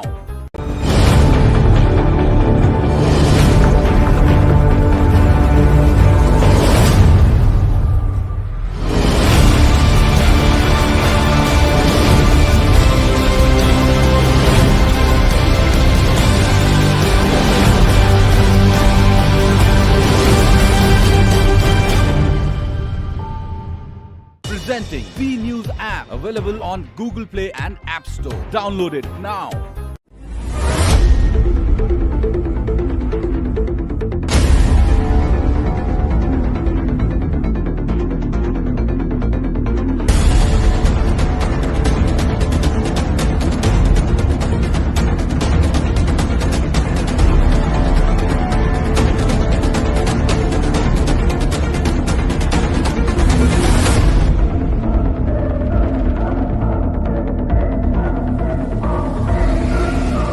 Presenting V News app available on Google Play and App Store. Download it now. No signal, no worry. Presenting V News app with live TV, latest updates and expert opinion available on Google Play and App Store. Download it now. सत्ता के लालच में जब नेता सच पर सवाल उठाने लगे, काले को सफेद बताकर हकीकत देश से छिपाने लगे, तब जरूरी है सच के साथ हर खबर को देश हित में देश के सामने रखना। देश है सिर्फ जी न्यूज पर।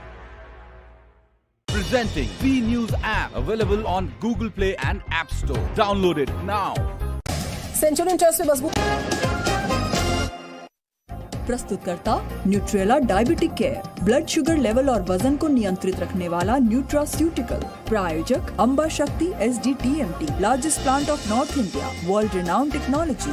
90 वर्षों से महिलाओं की नंबर 1 आयुर्वेदिक औषधि व टॉनिक हेम पुष्पा, इंडिया के बड़े भैया मतलब Agarwal packers. Search agrwalpackers.in, the original Agarwal packers and movers, DRS group. Patanjali गाय का देसी घी खाएं, मिलावट के जहर से अपने मासूम बच्चों व परिवार को बचाएं। Agarwal packers and movers limited की पहचान ये चेहरा। For shifting call 9300 300 300। 50 साल पुरानी रामू रतले वाली खांसी की गुणकारी दवा है कासमधु कफ सिरप और सनी हर्बल्स की एलोवेरा कैलेंडुला क्रीम, स्वस्थ और खूबसूरत त्वचा के लिए।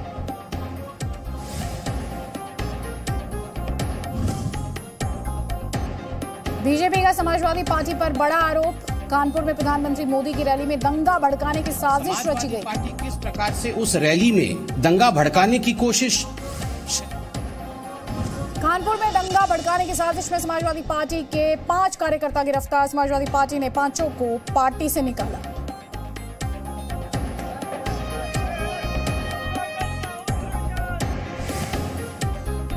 झारखंड की हेमंत सोरेन सरकार का बड़ा ऐलान। 26 जनवरी से BPL कार्ड धारकों को मिलेगा 25 रुपए सस्ता पेट्रोल। 25 रुपया प्रति लीटर राहत देने का। दिल्ली में कोरोना को लेकर जारी रहेगा येलो अलर्ट। उपराज्यपाल की बैठक में हुआ फैसला।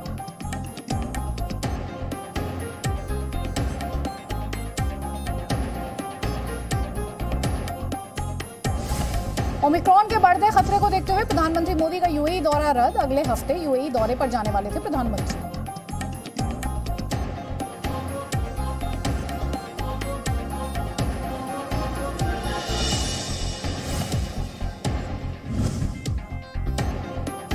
महाराष्ट्र में सरकार और राज्यपाल में फिर टकराव की आशंका। स्पीकर चुनाव पर CM की चिट्ठी की भाषा से गवर्नर नाराज।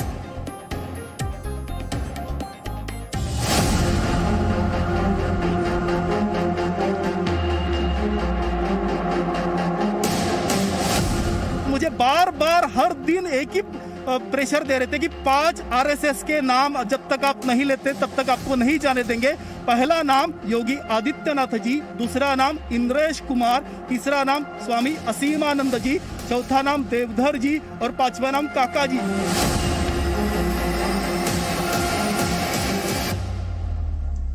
उस समय कैसे भारतीय जनता पार्टी के कार्यकर्ताओं को, नेताओं को, राष्ट्रीय स्वयंसेवक संघ के नेताओं को, हिंदू नेताओं को कैसे लोग झूठे मुकदमों में फंसाने का कार्य कर रहे थे, आपने मालेगांव विस्फोट के मामले में देखा होगा।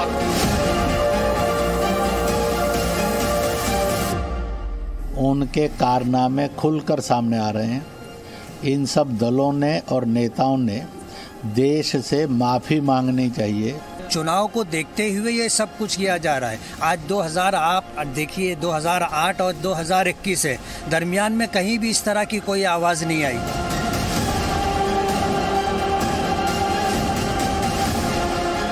ये तो चुनाव आएंगे तो इसी तरह के बयान पहले तो दिए नहीं थे, तो ये ऐसा तो हम लोग को अब विश्वास करना बंद कर देना चाहिए।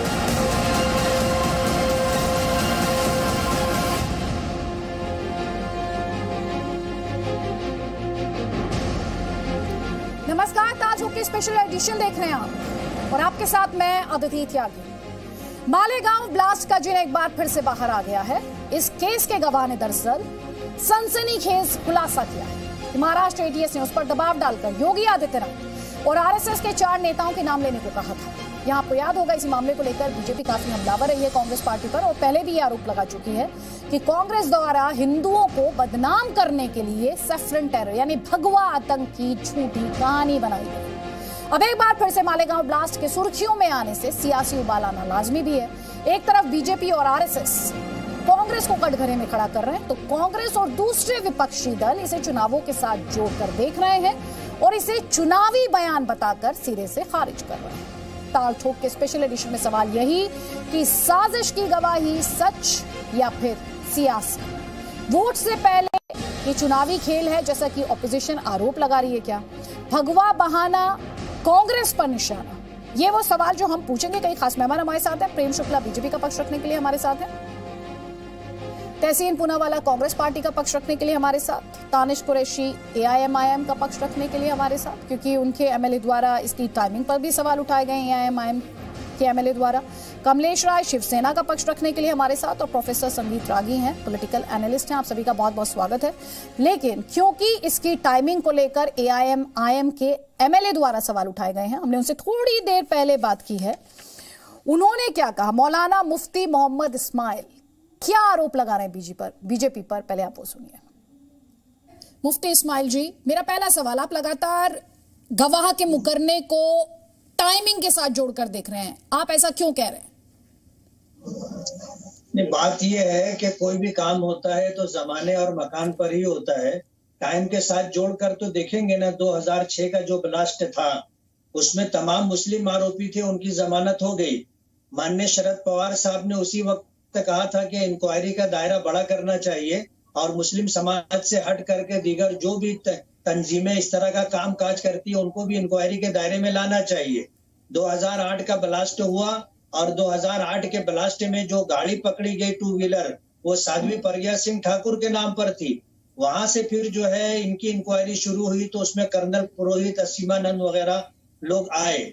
जाहिर बात है 2008 में जो गवाह थे, आज अगर गवाह ये बोल रहे हैं कि एटीएस का हमारे ऊपर दबाव था कि हम जो है योगी आदित्यनाथ और इंद्रेश कुमार का नाम लें, तो सवाल ये पैदा होता है कि 2008 से आज 2021 13-14 साल हो गए। इन 13-14 साल के अंदर जो है उन्होंने एटीएस का दबाव खत्म होने के बाद क्यों ये बयान नहीं दिया था? आज जब जो है जजमेंट आना है, फैसले का वक्त आ रहा है, तो हमेशा इस तरह होता रहा है कि फैसले के वक्त गवाह लोग मुकर जाते हैं, अपने बयान से मुनहरिफ हो जाते हैं। हम इसको उसी पस मंजर में देखते हैं, इसलिए हम टाइम के साथ बात कर रहे हैं।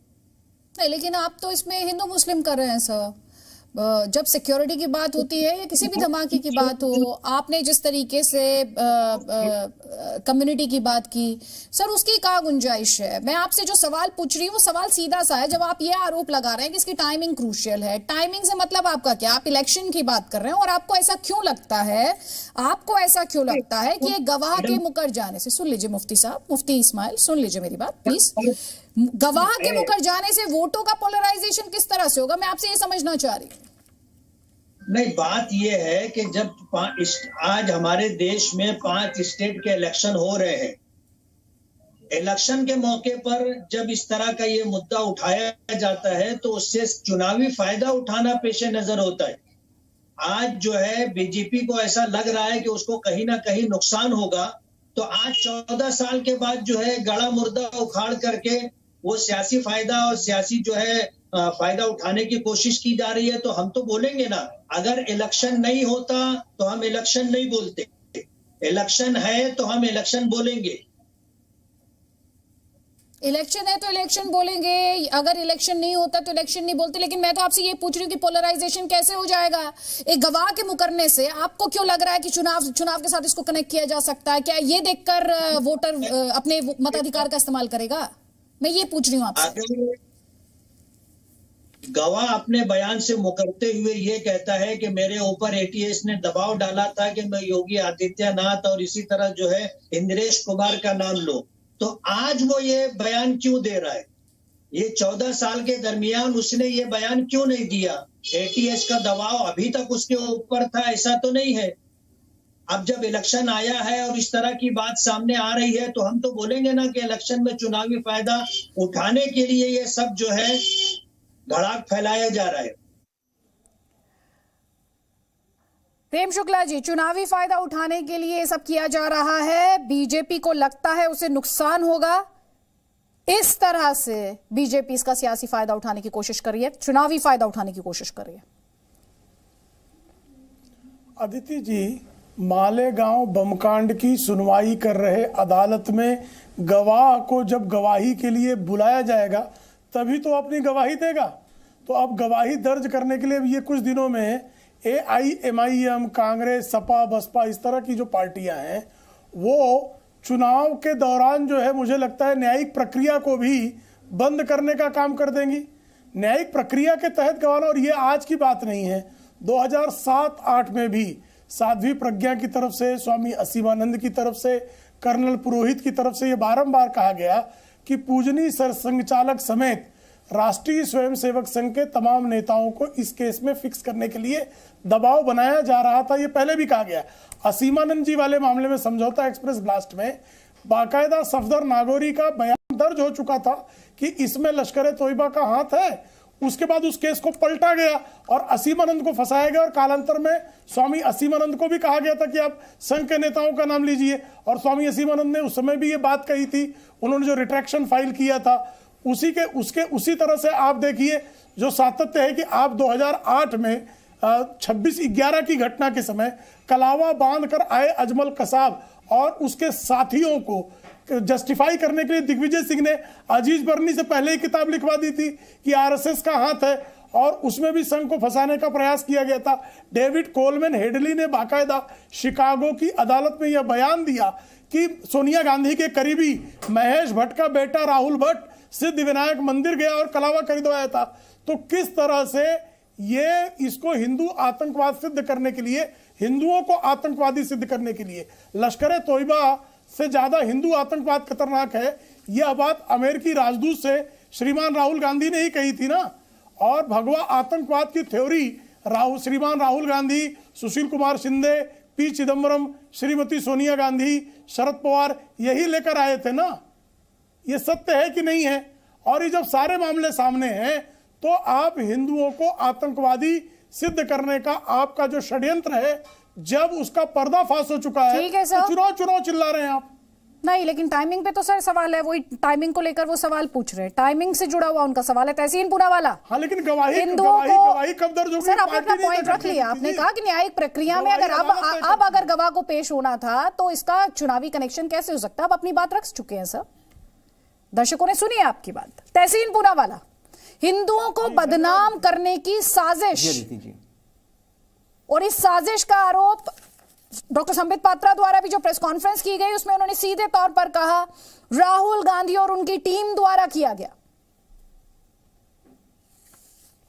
सबसे पहले अदिति जी, अगर आप किसी पे आरोप लगा रहे तो वो मेरे मित्र और इस मुल्क के लिए शहीद हुए हेमंत करकरे जी पे लगा रहे, तो ये इस मुल्क को सोचना चाहिए और भारतीय जनता पार्टी को सोचना चाहिए क्या एक शहीद पे इस तरह के आरोप लगाएंगे। क्योंकि मैं अपने मित्र को जानता था, वो इस देश के लिए उसने शहादत दिए, वो कोई किसी को फंसाने का काम नहीं करेगा। दूसरी बात, मैंने बार बार आपकी शो पे दिया, क्योंकि बार बार आप मुझे आपके शो पे आने का मौका देती है, मैंने बार बार आपके शो पे कहा है कि कोई हिंदू आतंकवाद नहीं है, लेकिन संघ आतंकवाद है। और इसका मैं आपको प्रमाण देता हूँ। सुनील जोशी से लेकर देवेंद्र गुप्ता, भवेश पाटिल जो कॉन्विक्ट हुए अजमेर शरीफ बॉम्ब ब्लास्ट में। मैं अपनी बात समाप्त करता हूं 2 चीज बताकर आपके दर्शकों को। सबसे पहली बात, ये आदित्यनाथ जी का अभी सिर्फ एक जुमला निकला है चुनाव को लेकर, इसलिए क्योंकि मेरे मित्र हेमंत करकरे जी ने जो इन्वेस्टिगेशन किया था, उसके बाद जो सब्सिक्वेंट चार्जशीट महाराष्ट्र में और उसके बाद जो एनआईए ने फाइल की, कहीं पर भी आदित्यनाथ जी का नाम था ही नहीं। जब नाम था ही नहीं तो किस तरह से षड्यंत्र होगा उसका नाम बीच में डालने के लिए। दूसरी बात, प्रज्ञा ठाकुर को अरेस्ट करने वाले सबसे पहले मेरे मित्र हेमंत करकरे जो इस मुल्क के लिए शहीद है वो नहीं थे। सबसे पहला उसे अरेस्ट करने वाली शिवराज सिंह चौहान की मध्य प्रदेश की पुलिस थी, जब वो आरोपी थी सुनील जोशी के मर्डर में। वो उन्होंने उसको अरेस्ट किया राजस्थान एटीएस के चार्जेस पर। राजस्थान एटीएस उस वक्त सीधा वसुंधरा राजे के नीचे थी। उन्होंने उसका फोन टैप किया और उसने 12 अक्टूबर को एक मीटिंग की थी जिसमें उसने बॉम्ब ब्लास्ट का षड्यंत्र किया था, और टैपिंग के रिकॉर्ड्स भी है। इसके बाद क्या हुआ, रोहिणी सलियान ने एनआईए कोर्ट में क्या कहा, किस तरह से दबाव डाला विटनेसेस पे, रोहिणी सलियान पे कि केस को वीकन किया जाए, ये आप सब जानते हो। लेकिन ये हम सबको सोचना चाहिए कि प्रज्ञा ठाकुर जैसे आतंकी, जो आरोपी आतंकी, क्या उसके लिए हम मेरे मित्र हेमंत करकरे जो इस मुल्क के लिए शहीद हुए उसको बदनाम कर सकते हैं? हमें सोचना चाहिए। प्रेम शुक्ला, देखिए इनका जो है सारा मामला गोल मोल करके बता रही है। ये सत्य नहीं है क्या कि राहुल गांधी ने कहा था कि लश्कर ए तोयबा से अधिक हिंदू आतंकवाद खतरनाक है? क्या ये सत्य नहीं कि 26/11 की अजीज बर्नी की पुस्तक में राष्ट्रीय स्वयंसेवक संघ को कलंकित करने का प्रयास श्रीमान दिग्विजय सिंह ने किया था? क्या ये सत्य नहीं कि भगवा आतंकवाद शब्द जो है सुशील कुमार शिंदे ने क्वाइन किया था? क्या यह सत्य नहीं है कि बारंबार हिंदुओं को आतंकवादी सिद्ध करने का प्रयास कांग्रेस की तरफ से सुनियोजित ढंग से हुआ था? और अगर आप संघ को आतंकवादी कहते हैं तो 10,000 चित्पावन ब्राह्मणों की हत्या कराने वाले नेहरू को भी आतंकवादी कहना पड़ेगा। तब तो जो है तो साधुओं पर गोलियां चलाने वाली इंदिरा गांधी को भी आतंकवादी कहना पड़ेगा। तब तो 10,000 सिखों का नरसंहार कराने वाले श्रीमान राजीव गांधी और उनके साथियों को आतंकवादी कहना पड़ेगा। तो कितने कांग्रेस प्रेरित आतंकवाद। और कांग्रेस का तो पहला इस देश में 1978 में विमान अपहरण हुआ, कांग्रेस के देवेंद्र पांडे ने किया, और बाद में देवेंद्र पांडे को उत्तर प्रदेश में कांग्रेस ने रिवार्ड देकर मंत्री बनाया। तो कांग्रेस आतंकवादियों की पार्टी है। श्रीमान राजीव गांधी की हत्या में प्रत्यारोप लगा रहे, जवाब ले लीजिए तहसीन पूनावाला। गिरफ्तार की गई, ये तो सबके सामने है। एक ही लाइन। प्रेम भाई भाजपा के प्रवक्ता है, प्रेम भाई इस प्रश्न का उत्तर दे कि सनातन संस्था और अभिनव भारत क्या ये एक आतंकवादी संगठन है या नहीं है? सनातन संस्था पे 2016 में जब देवेंद्र फडणवीस महाराष्ट्र के मुख्यमंत्री थे, उस पर रेड हुआ, वहां पे ड्रग्स मिले उनके आश्रम, पनवेल के आश्रम में। 2018 में बम मिले, उस बम से ये उनकी साजिश थी कि मुंबई और पुणे में बम ब्लास्ट कराते। ये बम ब्लास्ट ये दूसरों पर दिखा, एक दूसरे विशेष गट ने बम ब्लास्ट किया, और गोवा में भी उन्होंने प्रयत्न किया।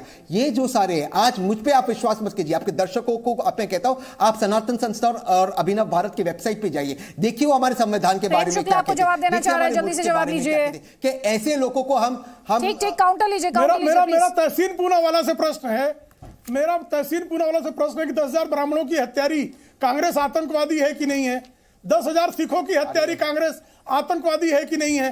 राजीव गांधी की हत्याकांड में पकड़े गए कांग्रेसी के कारण डीके कार्तिकेयन जो उस समय एसआईटी के चीफ थे, उनकी पुस्तक में लिखा हुआ है, क्या इसके कारण कांग्रेस आतंकवादी है कि नहीं है?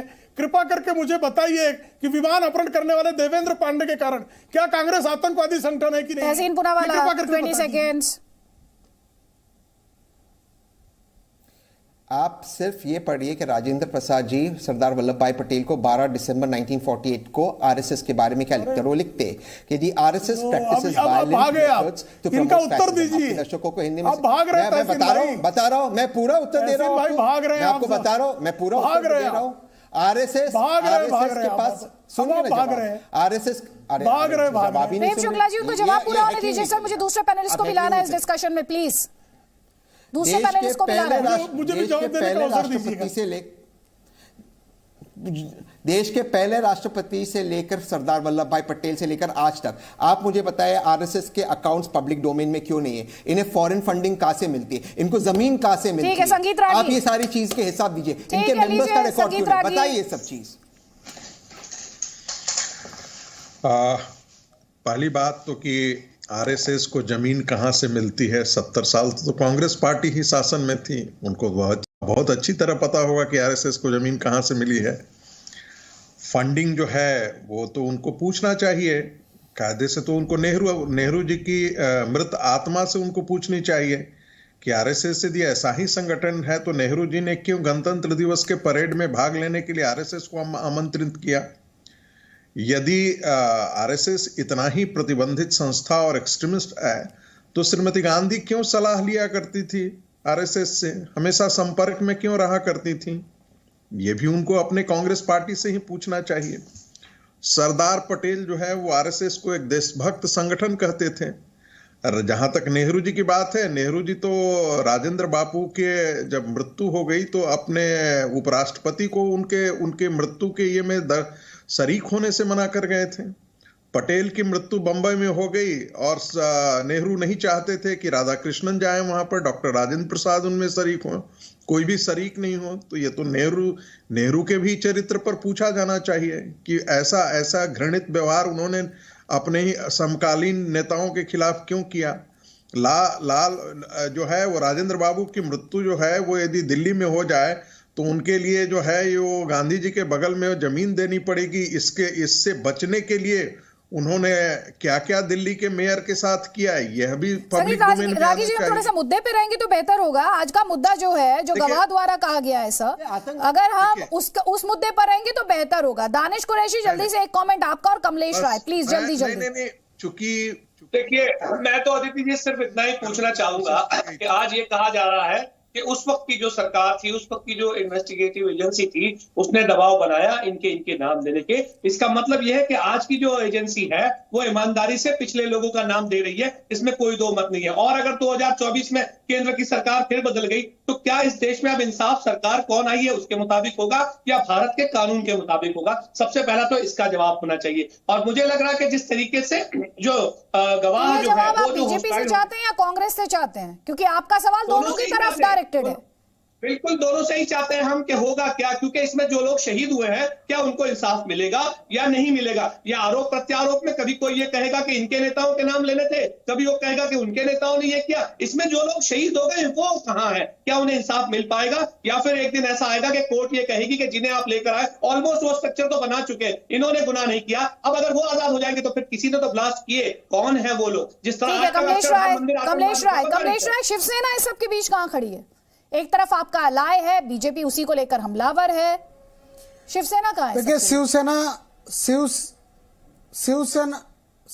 का एक ही मुद्दा है, चाहे हिंदू आतंकवादी हो चाहे मुसलमान आतंकवादी हो, वो दोनों का हम विरोध करते हैं। लेकिन इतने दिन के बाद आज योगी जी कह रहे हैं कि उनका भी नाम लिया जा रहा था, तो उस समय के जो जितने पुलिस डिपार्टमेंट है, IAS IPS अधिकारी वहां पे बैठे थे, वही लोग उसकी जांच कर रहे थे, कोई पार्टी तो जांच कर नहीं रही थी। तो उस समय दूध का दूध पानी का पानी तभी पता चल जाता। 8-10 साल के बाद आप चुनाव आया है, सारी चीजों में विफल होने के बाद आप न 100 स्मार्ट सिटी बना पाए, न 2 करोड़ रोजगार दे पाए, तो आज जनता में जाके हिंदू मुस्लिम के नाम पे वोट मांगना है। इसलिए उन चीजों का गड़े हुए मुर्दा उखाड़ के और उनके नाम उनकी बातें करके सहानुभूति बटोरना चाह रहे हैं। ऐसी राजनीति, ऐसा दिख रहा है, इसके पीछे कोई सत्यता नहीं दिख रही है। ठीक है, प्रेम शुक्ला ये कह रहे हैं काम के मोर्चे पर फेल, इसीलिए सिंपैथी कार्ड, सहानुभूति कार्ड। अदिति, मैं किस पर विश्वास करूं? शिवसेना प्रमुख श्रीमंत बाला साहब ठाकरे कहते थे कि साध्वी प्रज्ञा को शरद पवार ने जानबूझकर फंसवाया है सोनिया गांधी के इशारे पर। यह मेरा कहना नहीं है, श्रीमान बाला साहब ठाकरे अपने जीवन काल में ये कह रहे थे। तो कमलेश राय की बात को शिवसेना की बात मानूं या शिवसेना प्रमुख श्रीमंत बाला साहब ठाकरे जो कह गए उसकी बात को मानूं? और उन्होंने ये भी कहा था आखिरी रैली में 2012 विजयादशमी की रैली, तब श्रीमान कमलेश राय कांग्रेस में हुआ करते थे, इसलिए संभवतः इनको याद नहीं हो। उस समय जो है उन्होंने कहा था कि अहमद पटेल, अहमद मियां के इशारे पर जिस तरह से हिंदू आतंकवाद की थ्योरी गढ़ी गई, उसके कारण ये पंचक श्रीमती सोनिया गांधी, श्रीमान राहुल गांधी, श्रीमती प्रियंका वाड्रा, श्री रॉबर्ट वाड्रा और अहमद मियां पटेल, उन्होंने अहमद मियां पटेल कहा था, इसलिए मियां में जोर देकर कह रहा हूं, ये सब जो है हिंदू आतंकवाद की थ्योरी गढ़ने वाले लोग हैं और भारत के लिए ठीक है सर, आप खुद को रिपीट कर रहे हैं। जल्दी से 20 सेकंड्स तहसीन पूनावाला और 30 सेकंड संगीत रागी, जल्दी, मेरे पास समय की कमी है, सॉरी जी। Thank you Aditi ji. जिस व्यक्ति ने कहा कि संघ टेरर है, आरके सिंह, आज भाजपा में वो मंत्री है, आज भी उस बयान पे कायम है। कृपा शंकर सिंह जो तस्वीर है, जो बुक रिलीज कर रही, कृपा शंकर सिंह जिसने उस बुक को रिलीज किया, जिसने कहा कि 26/11 RSS ने किया, वो आज बीजेपी में, यानी कि बीजेपी सिर्फ एक अपॉर्चुनिस्टिक पार्टी है और इस वक्त इस शो पे मेरे मित्र और इस देश के शहीद हेमंत करकरे का अपमान कर रही है। संगीत रागी जी, देखिए, मालेगांव ब्लास्ट के बारे में सबको पता था कि मालेगांव ब्लास्ट में हिंदुओं का कोई लेना देना नहीं था। ये सारा विमर्श जो है वो कांग्रेस पार्टी का बनाया हुआ विमर्श है, ताकि चूंकि एक दुनिया भर में एक इस्लामिक आतंकवाद है और इस्लामिक आतंकवाद दुनिया की एक सच्चाई है। इस देश के अंदर भी इस्लामिक आतंकवाद के मॉड्यूल्स काम कर रहे हैं और चूंकि कांग्रेस पार्टी को मुसलमानों का वोट चाहिए था और मुस्लिम समाज की पूरी दुनिया में थूकम फजीहत हो रही थी, बदनामी हो रही थी कि उनके अंदर टेररिज्म फैला हुआ है, उनके अंदर घृणा का एक विस्वमन होता है, उसको बराबरी पर कैसे लाया जाए ताकि हिंदुओं का दामन भी उतना ही दागदार है। और स्वाभाविक है कि चूंकि भारतीय जनता पार्टी हिंदुओं के हितों की बात करती है, आरएसएस हिंदुओं के हितों की बात करती है, विश्व हिंदू परिषद, हिंदू महासभा, सर मेरे पास समय की कमी है, माफी के साथ मुझे आपको यहीं पर रोकना पड़ेगा। आप सभी मेहमानों का बहुत बहुत शुक्रिया, हम जल्द लौट रहे हैं, आप रहिए हमारे साथ।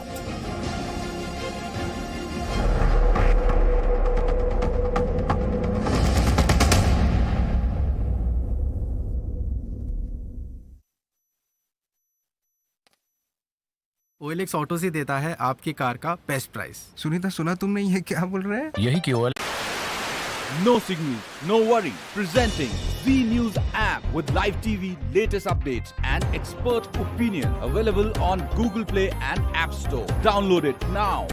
हम कट्टरता की दीवार गिराते हैं, हम जाति धर्म का भेद मिटाते हैं,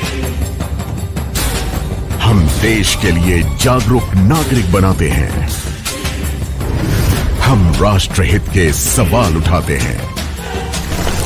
ताल ठोक के रोज शाम 5 बजे सिर्फ जी न्यूज पर। Presenting V News app. Available on Google Play and App Store. Download it now.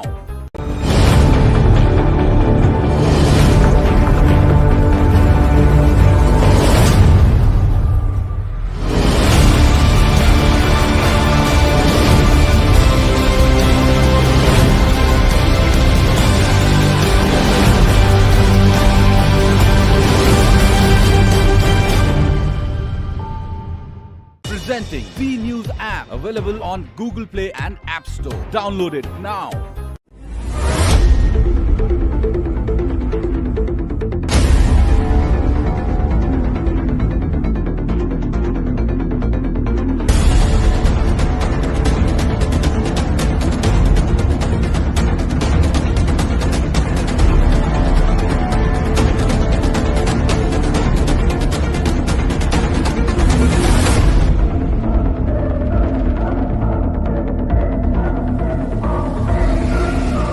Presenting V News app. Available on Google Play and App Store. Download it now.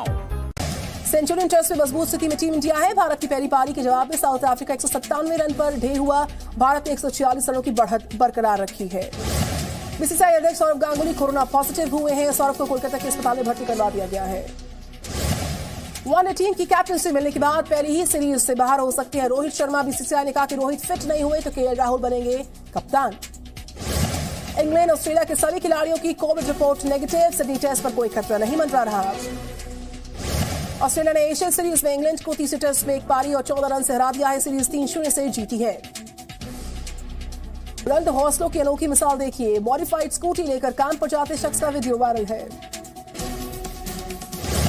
आपने बोलने वाले तोते देखे होंगे, लेकिन क्या कभी आपने बीट बॉक्सिंग करने वाला तोता देखा है? देखिए अनोखा वीडियो।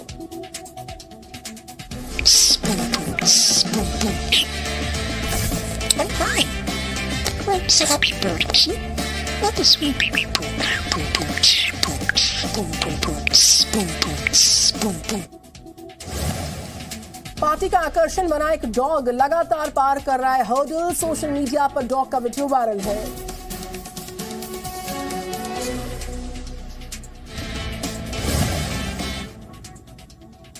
बर्फ में खेलते इस डॉग को देखिए। सोशल मीडिया पर लोगों को काफी पसंद आ रहा है डॉग का ये मस्ती भरा वीडियो।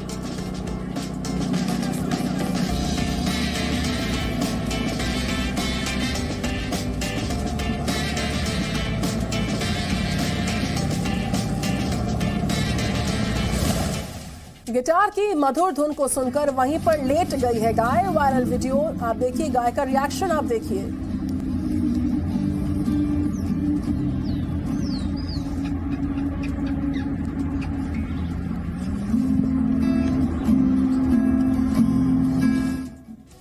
तो न्यूज रश में आप अभी वायरल वीडियोस देखते थे। आई खबरों के साथ आगे बढ़ते। कोविड की सारी बड़ी जानकारियां अब आपके सामने होंगी रफ्तार से। कोरोना के बढ़ते केसेस के कारण दिल्ली में येलो अलर्ट जारी। रात 10 से सुबह 5 तक रहेगा नाइट कर्फ्यू। दिल्ली मेट्रो 50% क्षमता के साथ चलेगी। वहीं मेट्रो में खड़े होकर यात्रा करने की अनुमति नहीं होगी। स्कूल, कॉलेज और अन्य शिक्षण संस्थान बंद रहेंगे। ऑड इवन नियम के तहत गैर जरूरी सेवाओं या सामान वाली दुकानों और मॉल खुलेंगे। रेस्टोरेंट, बार 50% क्षमता के साथ खुलेंगे। सिनेमा हॉल, जिम, स्पा रहेंगे बंद। शादी समारोह और अंतिम संस्कार में सिर्फ 20 लोगों को अलाउड किया जाएगा। दिल्ली पुलिस ने कोरोना नियम तोड़ने वालों पर की सख्त कार्रवाई। 754 चालान काटे गए। 411 FIR रजिस्टर हुई है। महाराष्ट्र के अहमदनगर के स्कूल में 12 और नए कोरोना केस सामने आए हैं। कुल केस 82 हुए। सभी के सैंपल्स जीनोम सीक्वेंसिंग के लिए भेजे गए। वहीं महाराष्ट्र की शिक्षा मंत्री वर्षा गायकवाड़ भी पॉजिटिव पाई गई हैं। पंजाब में अनवैक्सीनेटेड लोगों को सार्वजनिक जगहों पर जाने की रोक लगा दी गई। सब्जी मंडी, बाजार जैसी जगहों पर जाने से पाबंदी लगा दी गई है। उत्तर प्रदेश को कोविड-19 से प्रभावित राज्य घोषित किया गया। कोरोना से बचाव को लेकर जारी किए गए दिशा निर्देश। उत्तराखंड में बढ़ते कोविड केसेस के चलते नाइट कर्फ्यू लगाया गया। रात 11 से सुबह 5 तक जारी रहेगा नाइट कर्फ्यू। केरल में ओमिक्रॉन के 7 नए केसेस मिले हैं। राज्य में ओमिक्रॉन के कुल केसेस 64 हो गए हैं। संक्रमित लोग विदेश से लौटे थे।